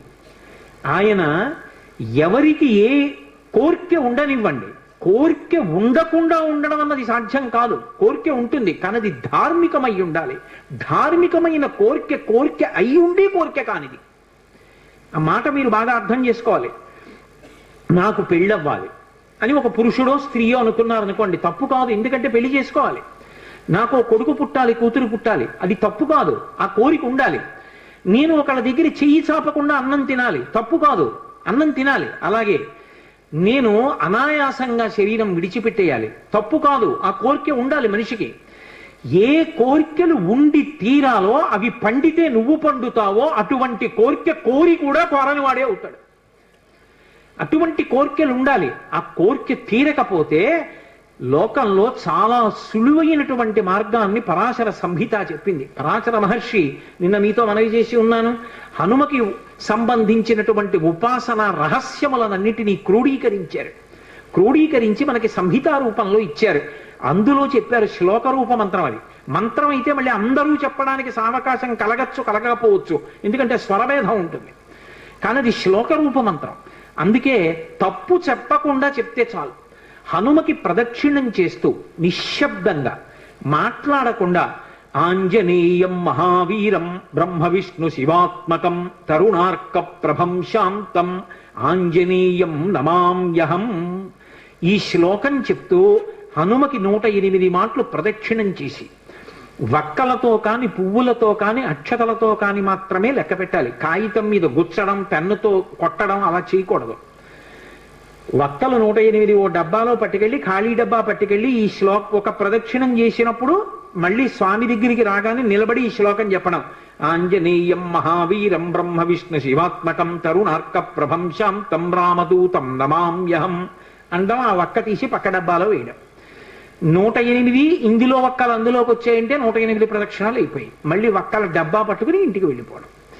హనుమ యొక్క ప్రదక్షిణముల చేత ఆయన అనుగ్రహంతో ఎటువంటి కోర్కెలను కూడా ఆయన తీర్చగలిగిన శక్తి కలిగిన వాడు అని అనుభవించిన పెద్దలు చెప్పిన మాట.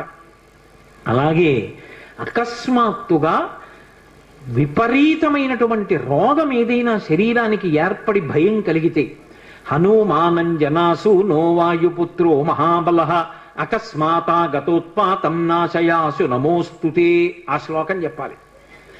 అకస్మాత్తుగా రోగం వచ్చింది, స్వామి నన్ను కాపాడండి, ఈ శ్లోకం చెప్పి ఆయనకి ప్రదక్షిణాలు చెయ్యాలి.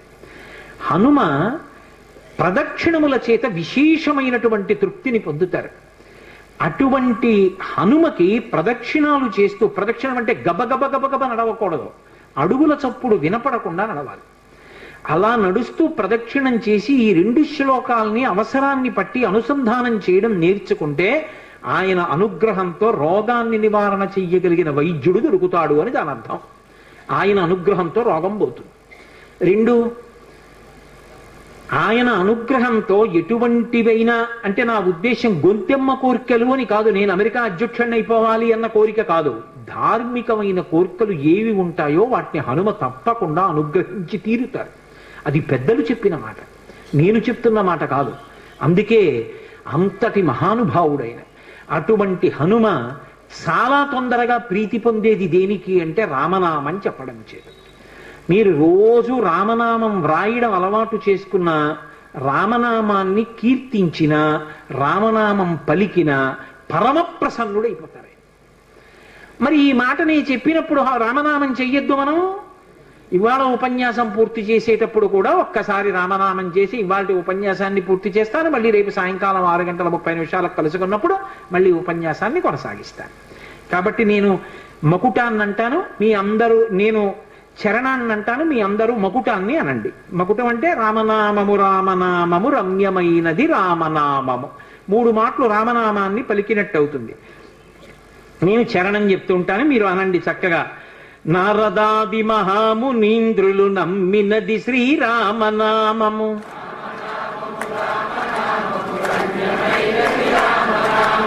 దారి నుండి గనడచు వారికి తోడు నీడే రామనామము.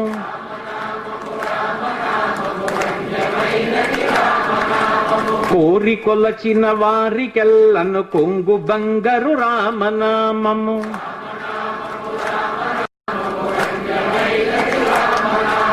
పాహి కృష్ణాయనచు ద్రౌపది పలికినది శ్రీరామనామము.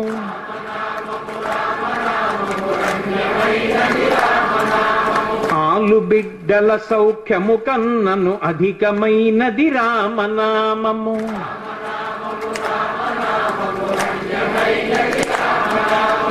నేను ఈ సందర్భంలో మీకు ఇవాళ ఎందుకు రామనామం తప్పకుండా చెప్పాలి అన్నదానికి ఒక విశేషం చెప్తాను.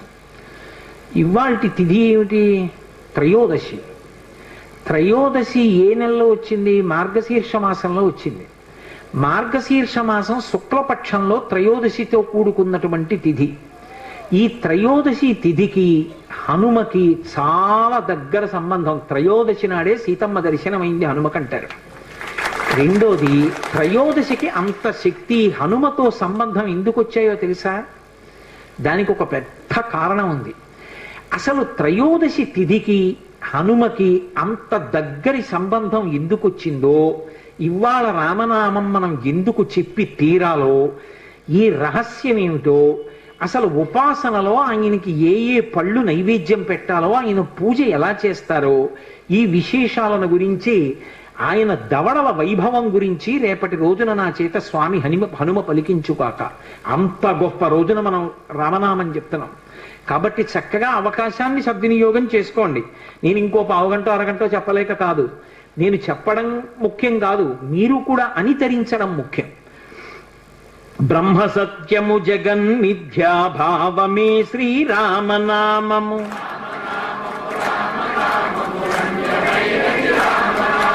భక్తితో భజించు వారికి ముక్తి నొసగును రామనామము.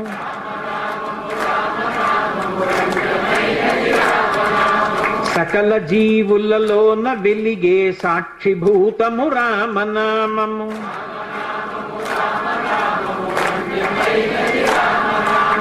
ఆంజనేయుని వంటి భక్తులకాశ్రయము శ్రీరామనామము.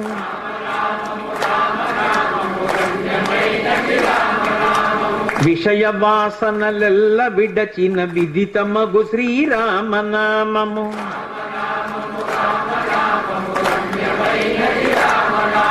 నీరుగిరి శిఖరాగ్రమందున మెరయుచున్నది రామనామము.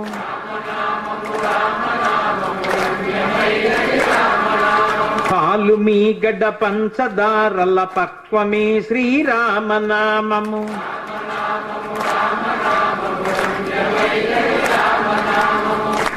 ఇంతమంది ఉన్నారు, మీ కంఠాలకి హనుమ ఎంత ప్రీతి చెందాలండి అవతల వైపు నుంచి. ఎందరో మహానుభావుల డెందమాయను రామనామము.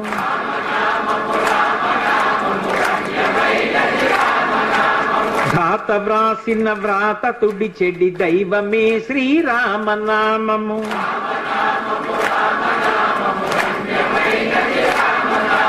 శివుడు గౌరికి బోధ చేసిన చిన్మయము శ్రీరామనామము.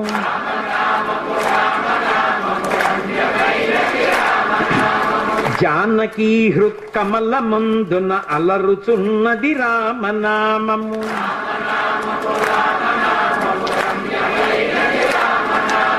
చిత్తశాంతిని కలుగ చేసిడి చిత్స్వరూపము రామనామము.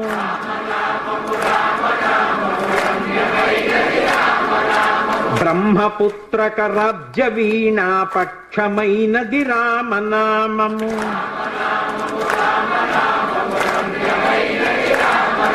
శాంతి సత్యాహింస సమ్మేళనము శ్రీరామనామము.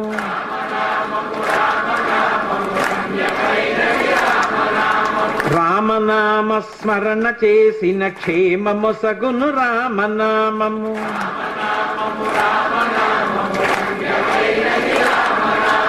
తల్లి వలె రక్షించు సుజనుల నెల్ల కాలము రామనామము.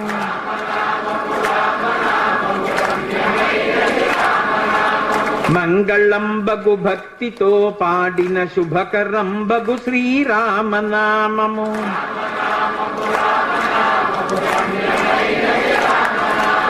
మంగళాశాసనపరైః మదాచార్య పురోగమైః సర్వైశ్చ పూర్వైరాచార్యైః సత్కృతాయాస్తు మంగళం. మంగళం కోసలేంద్రాయ మహనీయ గుణాత్మనే చక్రవర్తి తనూజాయ సర్వభౌమాయ మంగళం. ఉమాకాంతాయ కాంతాయ కామితార్థప్రదాయినే శ్రీగిరీశాయ దేవాయ మల్లినాథాయ మంగళం. సర్వం శ్రీ ఉమామహేశ్వర పరబ్రహ్మార్పణమస్తు. స్వస్తి.